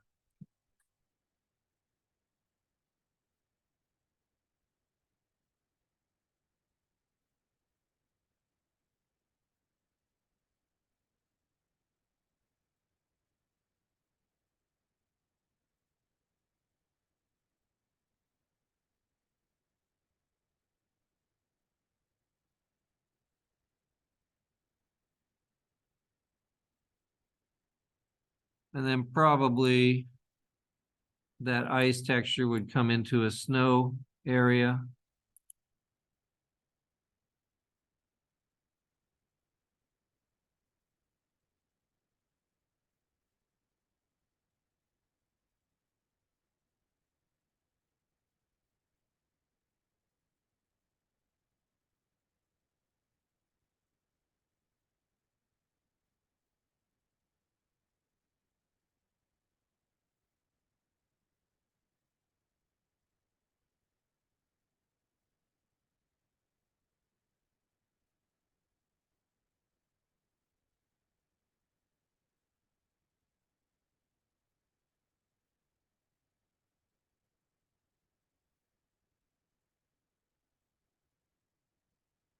And then I'll just go take a look at that, what it looks like. So I've got my grass covered snow, and it should change into sort of windswept snow and then into ice. And I can really tell the ice because it's got a lot more reflectivity and shine to it. This is an ice area over here.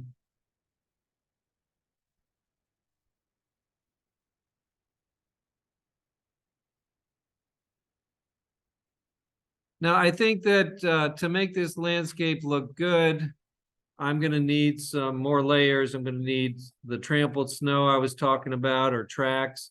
I'm going to need maybe some other rock layers for over around the mountains. And then I would probably want to put some snow on the top of the mountains, like it is in the background. So that's something that I would want to work on. And like I said, the fog might be covering up your textures. Like, look, if I turn my fog off, it actually suddenly looks good. So maybe my fog's too much. Maybe I got way too much fog there, because it's really changing my landscape a lot.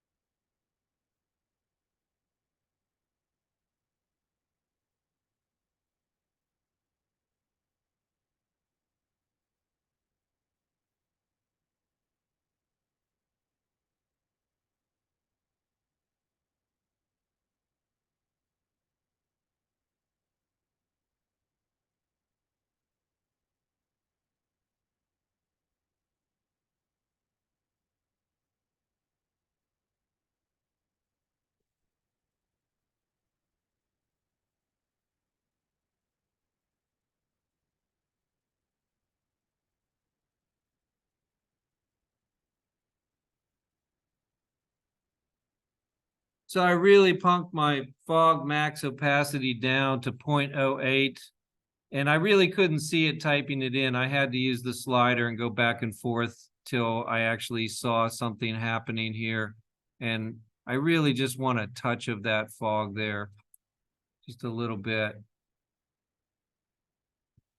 I also adjusted the height of the fog too. I brought it up a little bit too. And that's looking a lot better.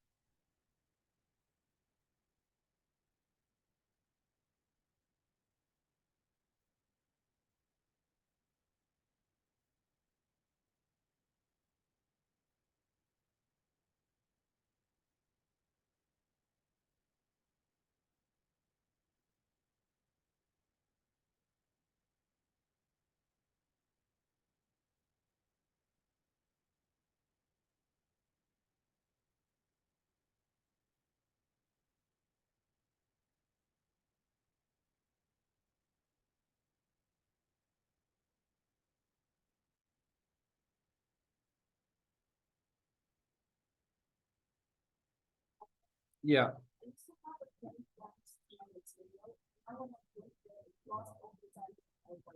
Yes. So you've just plugged your materials into a new material instance. So the tint is not, it's not drawing from those original materials. So you have one material instance for all of those. In some ways that's good, and in some ways that might be a limitation that that you didn't have. So let's look at a couple of things in that material instance that I might want to change.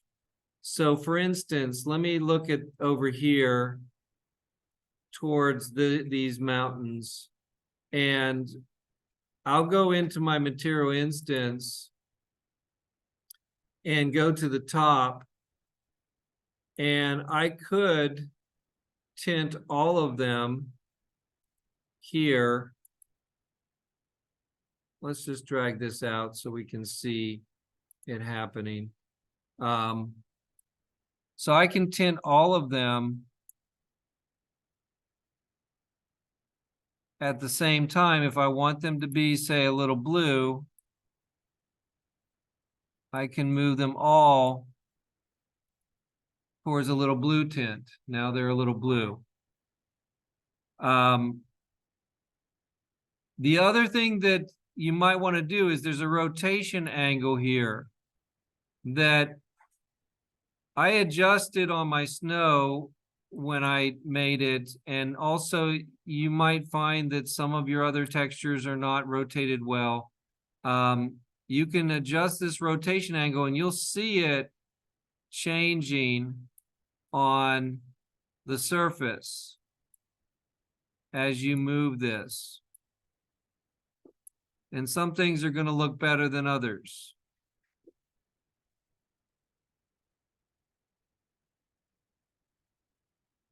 But again, you're doing it for all of them. So there are some limitations there.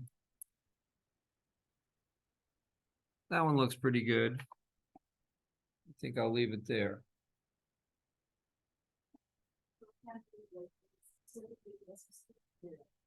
No.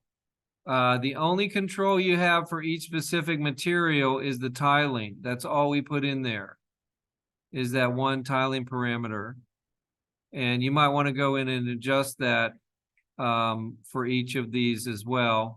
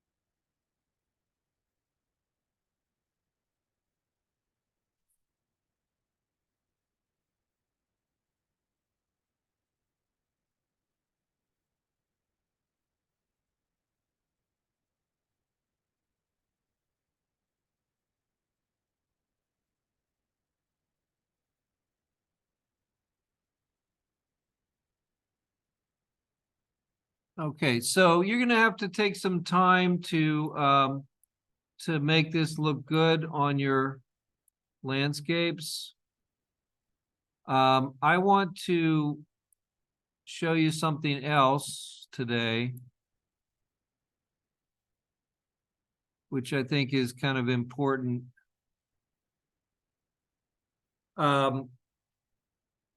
So let's say that I can continue to work on this, but I'm going to go back to selection mode. I'm going to make sure I have this saved. The material blend, I can dock it or get rid of it. Actually, I'll close it. I don't need to have it open right now. And I would continue working on this. But what I would like, it's still just materials, right? It's not actual 3D meshes.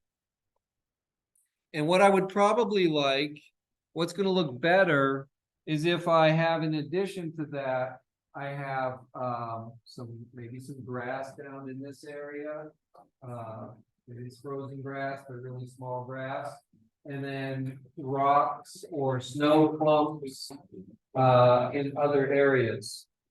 And I can do that manually, but if you have a big landscape, that's going to take a lot of time. And it won't look that great. I mean, it will if you take a long time to do it, but it's going to look better if I actually do it procedurally. And so there's something called procedural content generation, which kind of creates it randomly around a certain volume that you set. So we're going to look at that now. So if I zoom out a little bit, what I want is I want to create some snow mounds and other things all across this landscape. And again, I went to bridge.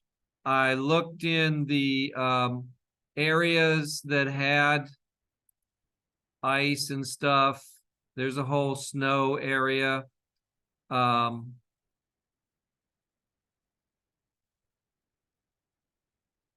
Like right here in Arctic and ice, there is all these different models, and there's some snow clumps and stuff, and I downloaded those.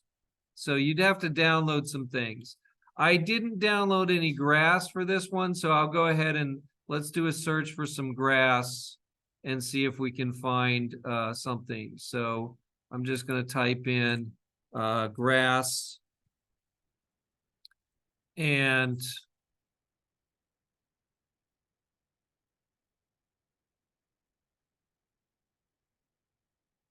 actually that's just Arctic and snow. Let me get out of that, and we'll just type in grass.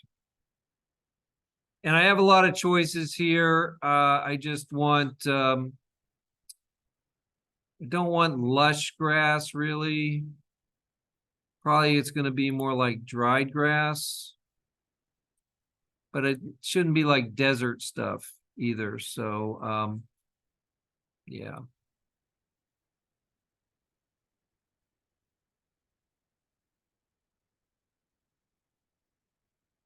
I'm just going to do generic grass and see what comes up. So what I'm looking for, sorry, 3D plants is what I want. And there's a whole grass area. There's also ground cover, herbs, succulent crops, you know, all of that stuff is here. There's house plants, which looks like there's some palm tree type of things here.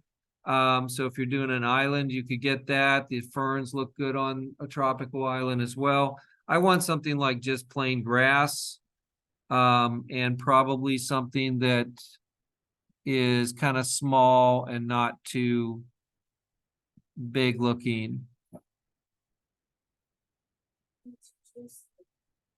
Yes, I can change the scale, but you know, some of these are going to look like really lush, and some of them are going to look dried, and I just want something that looks kind of like it's dead. So let's try some of this stuff. Okay, this might be too big, but there might be some parts in it that actually are okay. So I'm going to download this one, dry meadow grass. Probably there's a tundra grass in here that would be good too. And then I'm going to add that to my scene. So the first thing I need to do is create a folder for this stuff that I'm about to make. And I have to also turn on a plugin. So probably the first thing I should do is go turn on the plugin. So we don't have this plugin turned on. Go to your edit mode, plugins, and you're going to type in Procedural, and you'll find Procedural Content Generation Framework. Actually, I have it turned on already, but you wouldn't. You need to turn it on and restart. Procedural Content Generation Framework. Turn that on. And once it's on, then you will be able to create a procedural volume. So before we do that, I'm going to make a folder in my content. I'm going to right click, create a new folder, and I want to call it like PCG, and I'll put demo on this one. PCG is what they call the procedural content generation. And I'm going to open up that folder, and I want to I'm going to create a node in there, but first let's create the volume. So zoom out on your landscape a little bit. Make sure you can see a decent part of the 3D view. And go to your plus symbol, volumes. And inside of there, you should be able to find a PCG volume. Create it.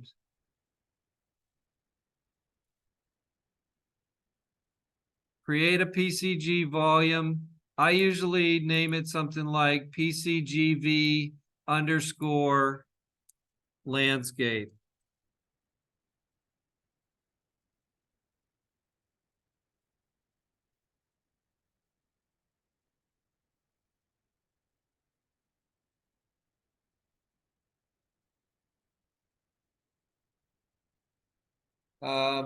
If you're saying that it deleted your level, probably you're just opened your scene again and it's not set to the default level, and you got to go double click your level in the scenes folder. You know, when I told you guys, I think it was last time, where if you go into project settings and maps and modes, you can set your editor startup map to the thing that you're currently working on, which I'm currently working on class demo 2, so I'll go ahead and change it. That's what it's going to open to when it restarts. So if you just turned on that and it restarted, it might have restarted into the wrong level, and you'll have to go open it manually. After you change it in project settings to be your default level, your editor startup map, save your scene. Okay, so I've added this. I went to the plus symbol, added a PCG volume, named it landscape, and it's there. Now you can see that it is just a square that's pretty small. That's not what you want. You want something that's going to be big. I want something that goes all the way from those mountains over here to the mountains on the other side. So what I'm going to do is go to the scaling on this volume, and in X, let's make it 40. And just look and see how far that's going. Maybe I'll do 50. I could move it a little bit. Maybe it's a little bit far from those mountains on that side, so I might want to like just move the whole thing over a little bit.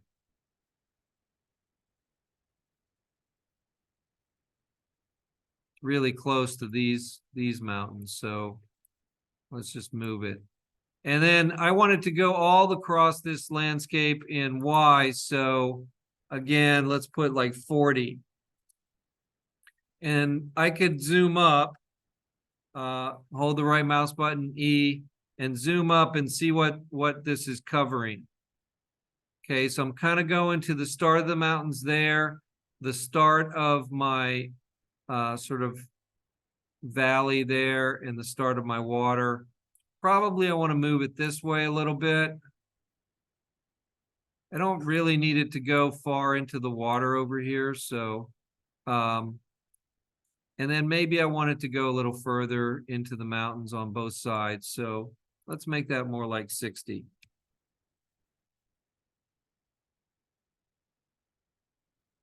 Do I need it to go all the way into the mountains? Maybe, maybe not. If I'm never going to go over there, probably not. And then going the other way, let's make that a little bigger. I can make this bigger. I'll leave it there for now.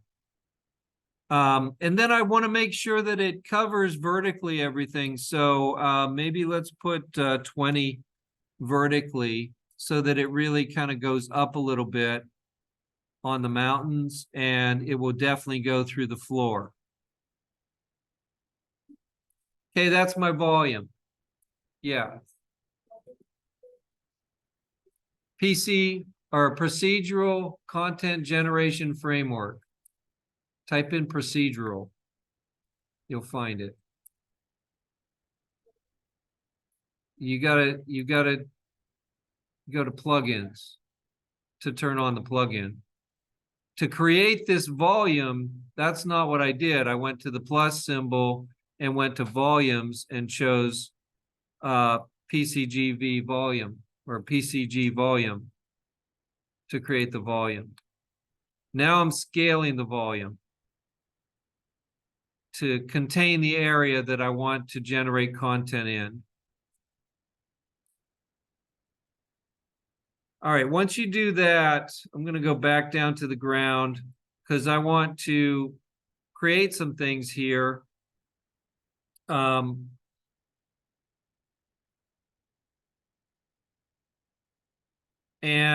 so in this area, I'm going to see it all come up.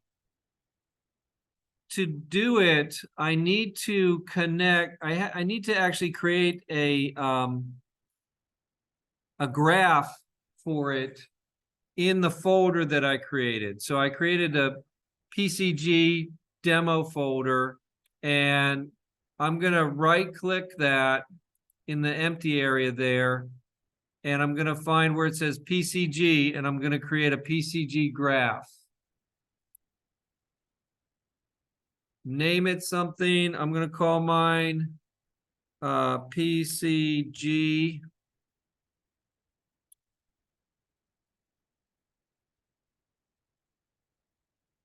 G for graph underscore landscape. I always seem to miss the D. I don't know why. Landscape, enter. So I have this PCGG landscape node, graph node. And with that selected, I'm gonna make sure it's selected. I'm gonna go to my PCGV landscape volume in my details. You want to type in the search instance, INST. You want the instance area.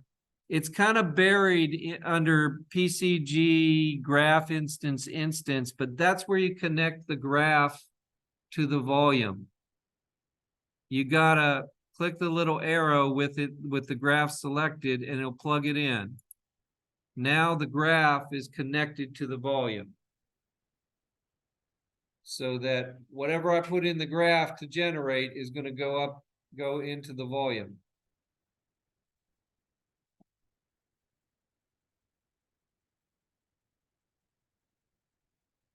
At this point, they're connected.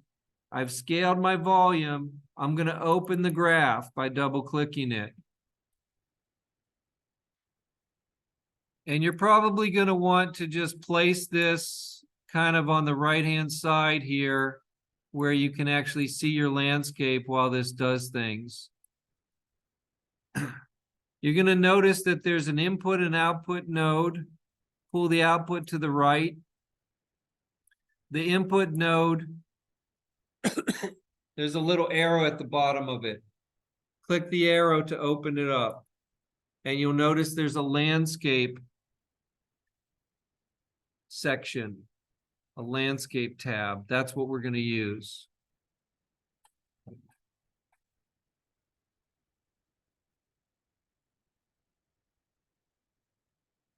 Okay, so now we can actually create something. We're going to go from the landscape out, go to an empty area right next to it, let go, and type in surface. You want to choose surface sampler. This is what's going to actually create stuff along the surface of this landscape. And if you want to see what it's going to look like, right-click the surface sampler node and choose debug. Turn it on. Turn on debug. Click out of that and then click Force Regen at the top. You also might need to go out and update the volume itself by clicking on the volume. Make sure you have the volume selected in the outliner, and make sure that you don't have like anything in your search bar deleted if you still have instance in there. And the first thing in that after the transforms is a clean up and generate. You're going to use that a lot. Click clean up and then click generate, and you should see a bunch of cubes all over your landscape. A bunch of white, gray, and black cubes. That's showing you where the procedural content will be generated on the landscape. So grass or rocks or ice or whatever is going to be generated on the landscape where those cubes are being generated. You see how it curves with the landscape. So that's working. Everything is working there. I'll go back to my graph and right-click the surface sampler and turn off debug. So what I want is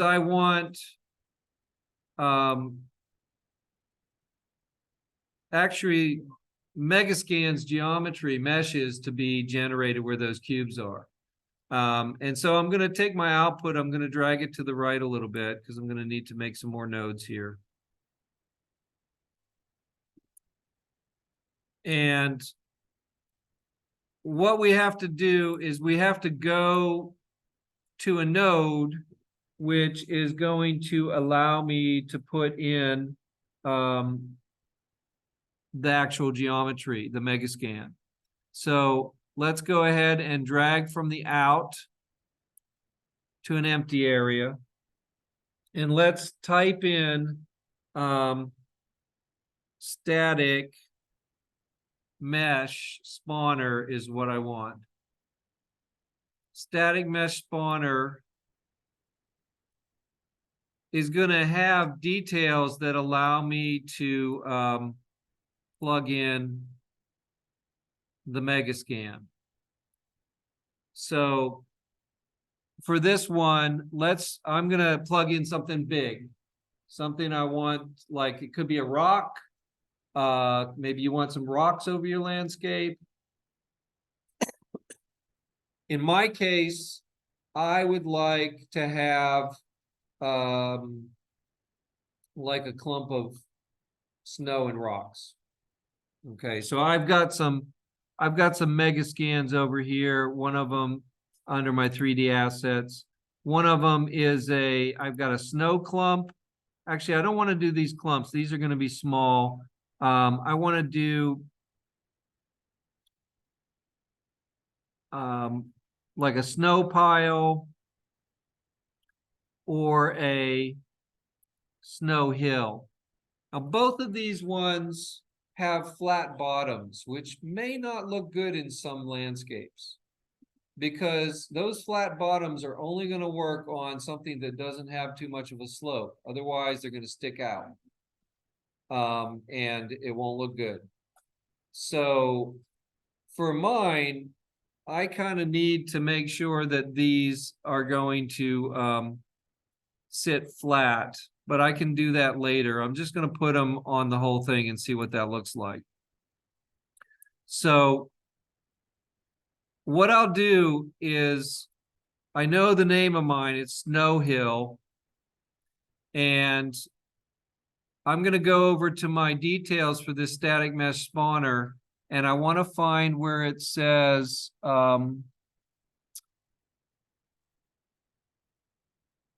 array elements, mesh entries, array elements. Click the little plus next to that to add an array index and open it up till you got to open the descriptor too. and you'll get to a place where you can plug in the static mesh. So I clicked on the array element for mesh entries. That added an index 0. I opened up the descriptor, and there's a area here to plug in a static mesh. And I'm going to open that up or click on the drop down, and I'm going to do a search for snow. And I'm going to find that snow hill that I have downloaded. And immediately I saw snow hills everywhere. Like my landscape is covered in snow hills to the point where I can't even see my landscape anymore.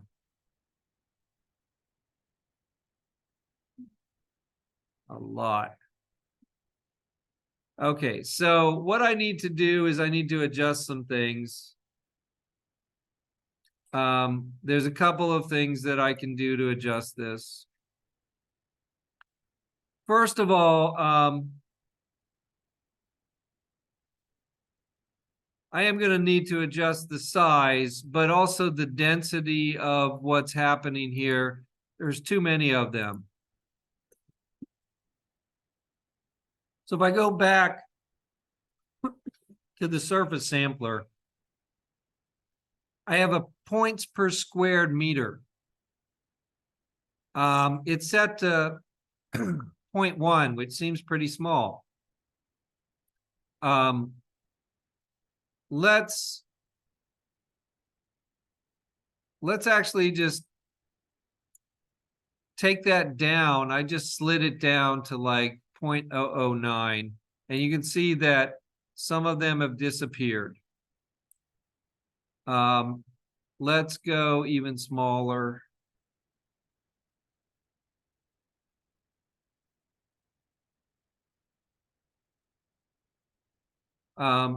So there's a couple of things to adjust in this particular one.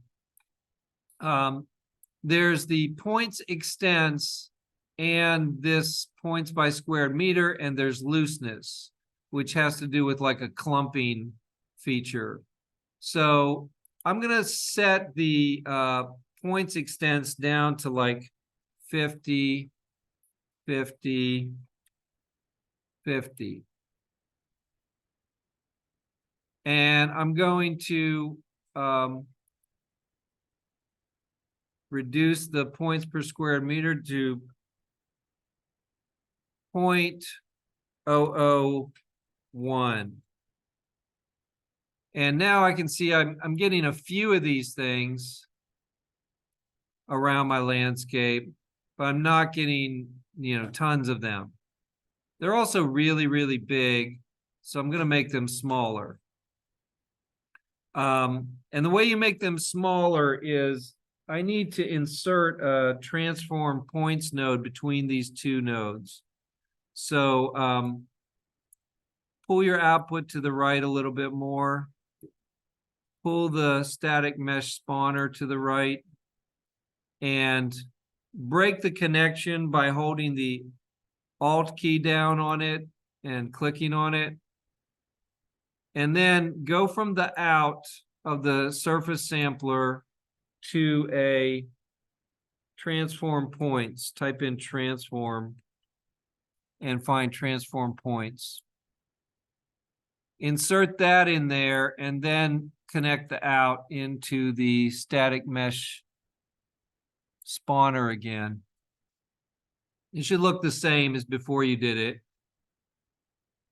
And then I'm going to change the size here. So on the transform points, there is certain things that you want to set to make things look natural and the right size. So size is one of them, min and max size, scale min and max. And you probably want these locked. You may not, you might want to unlock them, but that will just make it scale sort of proportionally. And then I'm just going to type in, let's say min scale 0.3, and max scale maybe 0.7. So not quite as big as what I had, and I can see them scaling down. The other thing you're going to want to do, especially with mine, they're going to sit on the surface, but you probably might want to push them down into the surface a little bit, and that's the offset min.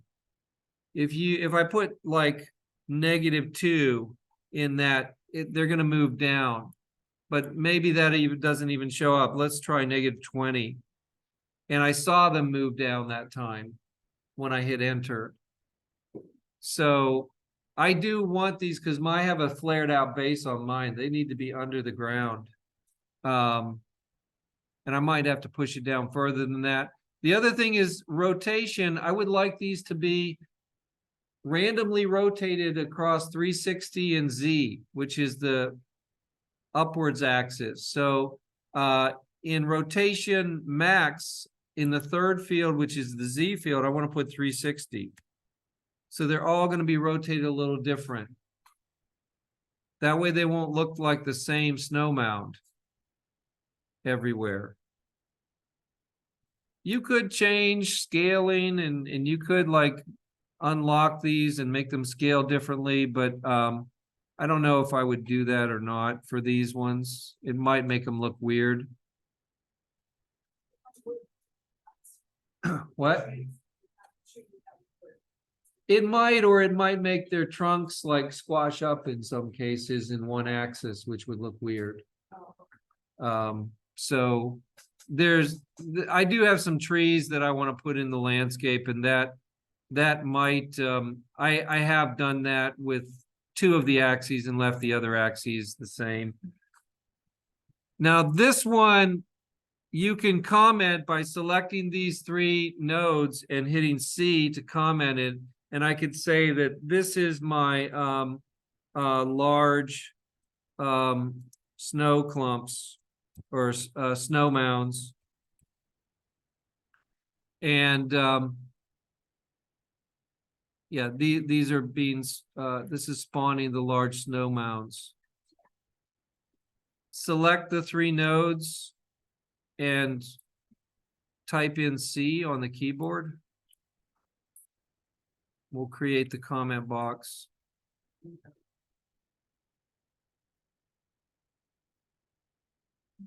Okay, so if I look around my landscape, now that these are smaller, I can probably go back to the surface sampler and up my points per square meter to something like 0.005, and I'll get a lot more of them. And I can see how they're clumping if they're too clumped or if I want them more clumped. I could do that with the looseness setting. So if I put that up to like 5, they should start to clump in certain places more. For this one, I might not actually want that them to clump at all, so I might want to put it down to like 0.5.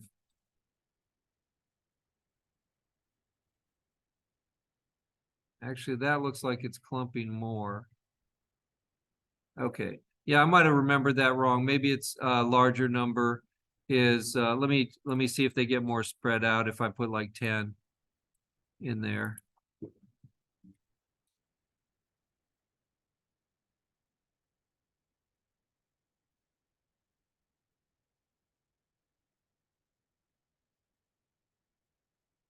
Now, some of these I know I'm going to get rid of. Like I don't want them to go up on the slope like that because it's going to show the bottoms. It won't look good. These will not look good on slopes. So, and probably I want to push them down a little bit more.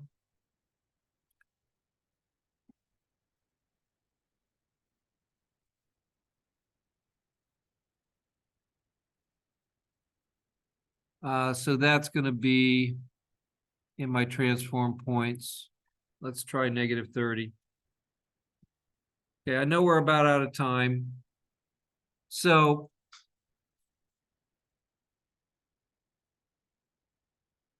what I can do to continue adding stuff to this is I can take this whole thing, duplicate it, Control C, go down and paste it down, Control V, and create a second set of these for a different piece of geometry or a different kind of geometry like grass, because grass is not going to have the same settings as a large clump thing. So I could switch to grass for this one in my static mesh, and my settings are going to be completely different. I'm going to need a lot more points for grass, and I'm going to want to scale them differently. I also can have multiple things inside of one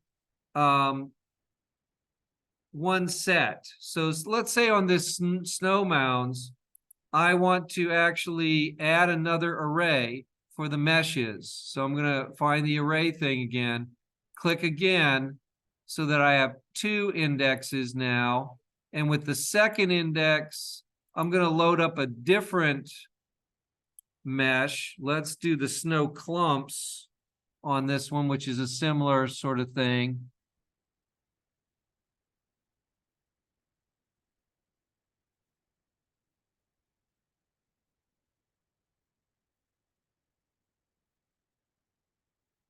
I'll use this one, the snow embankment. And so what I should see is I should see some of these new ones going up, unless it's a really different scale. Like if it's really, really small, then I might not see it. And so it would be good for me to know whether the models that I'm trying to put into the same set are similar in size. Because if it's really small, it's gonna be possibly under the ground, because I dropped everything on this one 30 units down. So if I put that back up to 0, I'll see everything on the surface, and then I can see that some of these here, I believe those are them, are smaller. So that might look okay. Here's one right here. This is different than this one. These two are different. And so it's quite a bit smaller. And that might be okay, or it might not look okay with this. I could like set a wider range for my scaling, but then the other ones might get too big. So it's up to me how I want to do that. I might want to just separate that one out to a completely different set. All right, and when you create a new set like this, make sure you plug it in from the landscape into the surface set, surface samples. Otherwise, it's not going to show up. All right, so we're just about out of time now. I'm going to save this.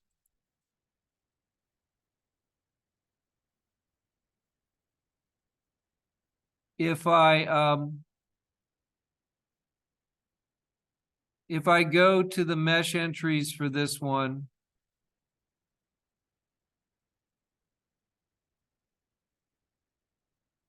open up the descriptor and just let me just see what it looks like if I throw some grass in there really quick. I'm just going to choose any one of these dry meadow grasses and go back and set my surface sampler up to like 30. And make sure it's all on the surface. and maybe set my scaling back to from 1 to maybe 5. And let me just see if that's showing up at all. Okay, it is. And it's huge, and it's coming out of some of the rocks there.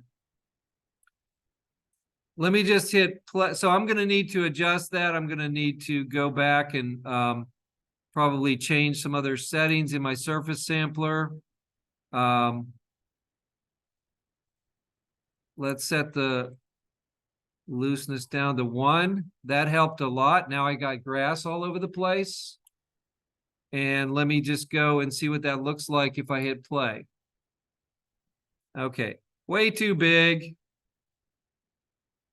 But I got grass. I got snow mounds now.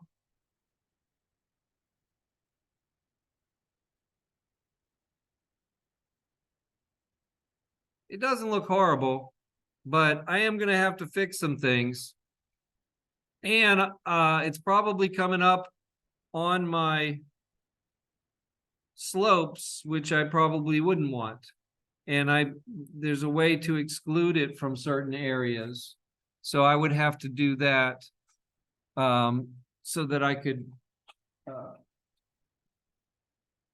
make sure that it's coming up in the right places. There's other things I need to do. I need to go into each one of these meshes and make sure that it's set to nanite.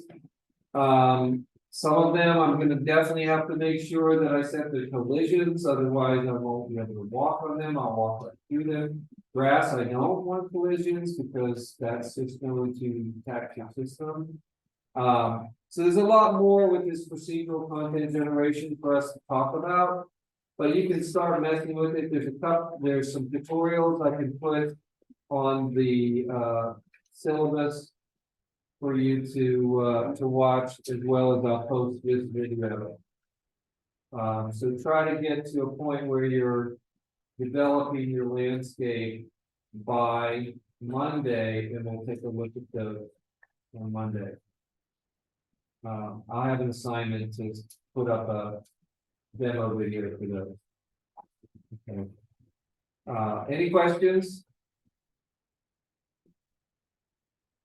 Have a good weekend.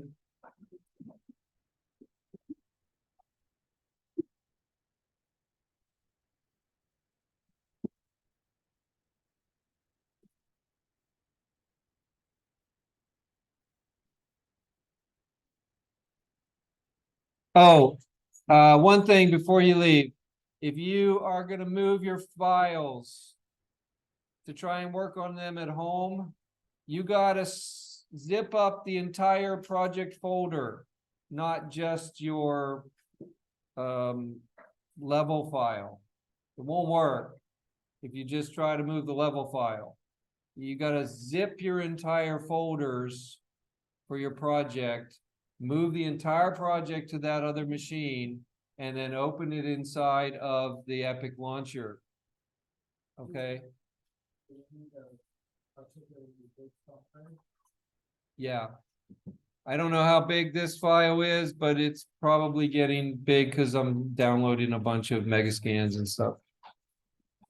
So you will need a big thumb drive for that, or I would use Google Drive.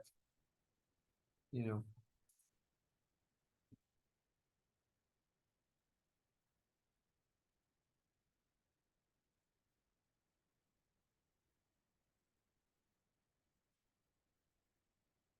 Have a good one.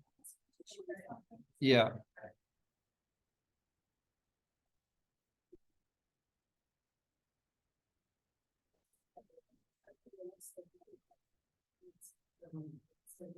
Mm-hmm.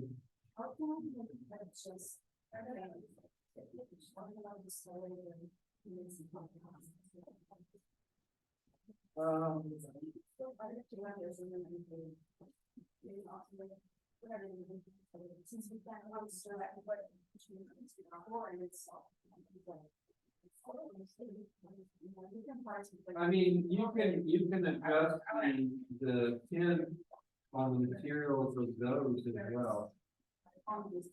Right, yeah, because each one of these dimensions has a material. So you can go into that material and because you're not using layers blend material with this, it's just the original material. So it's got a tint, it's got an albedo tint, and you can go in and take that however you want.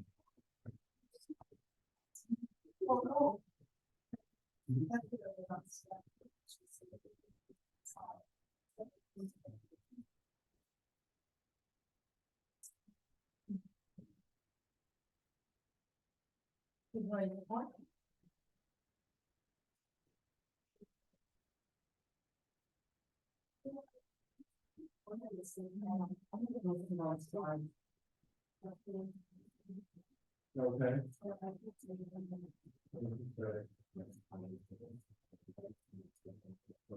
Wait, is it the level or the project? If you do a file, say current level as name machines folder, and let's give it a new name. You might be trying to manipulate the thing into your something else.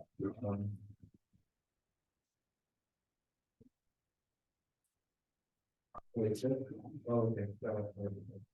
And you know this, you can project, right?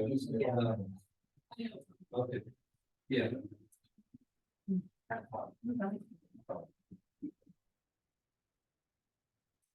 think that.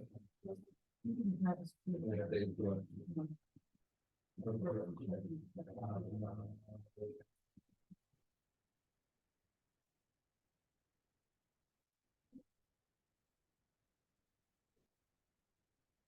Let's say.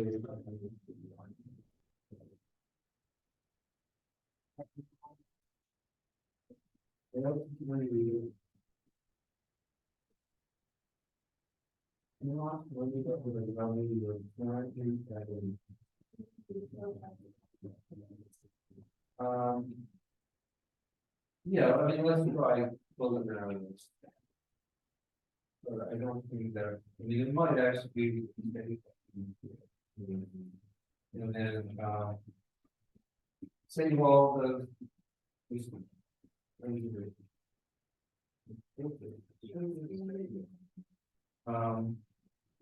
So.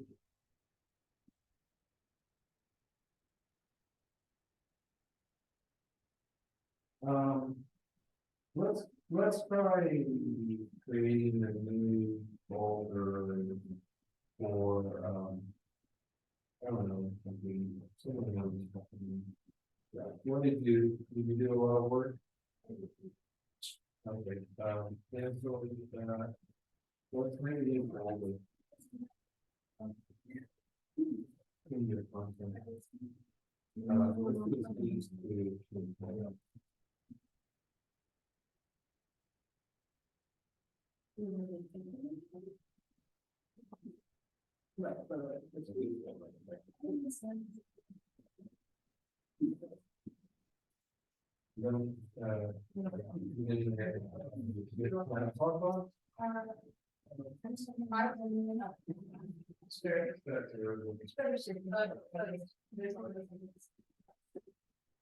It seems to try this file and they put them on. Don't seem to. We want to see if there's something wrong with that folder. And then it is. Okay.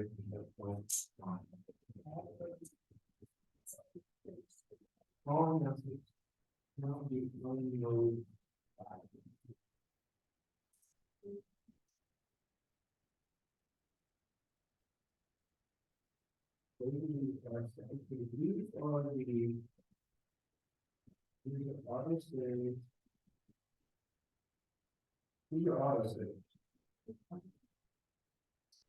And they're in your temp folder.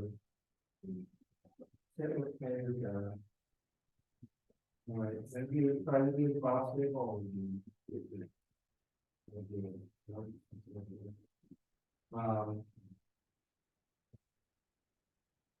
Can you go to your temp folder and cancel that?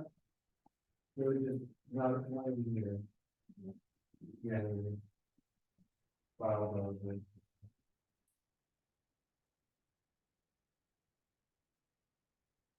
We can have folder, we can log in.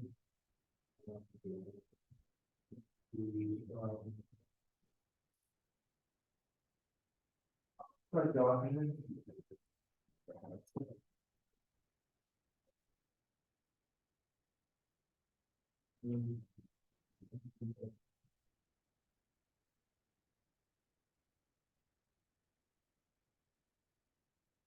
Something to deal with at the good of this PC.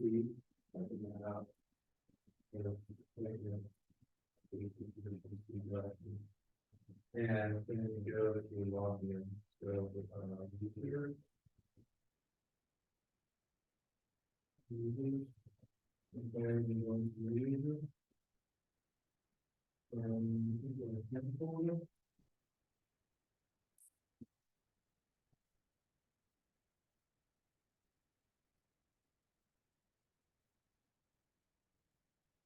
Go back to your, and try to close the.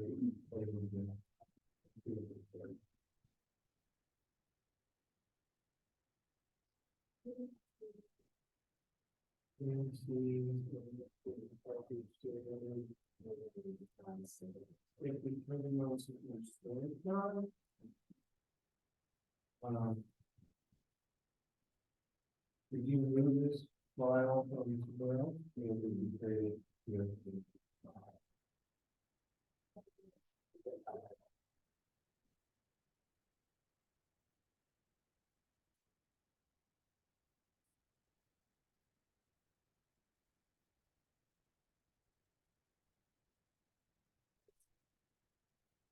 So that shared assets is what we created with the layer building, but I've never had it for this.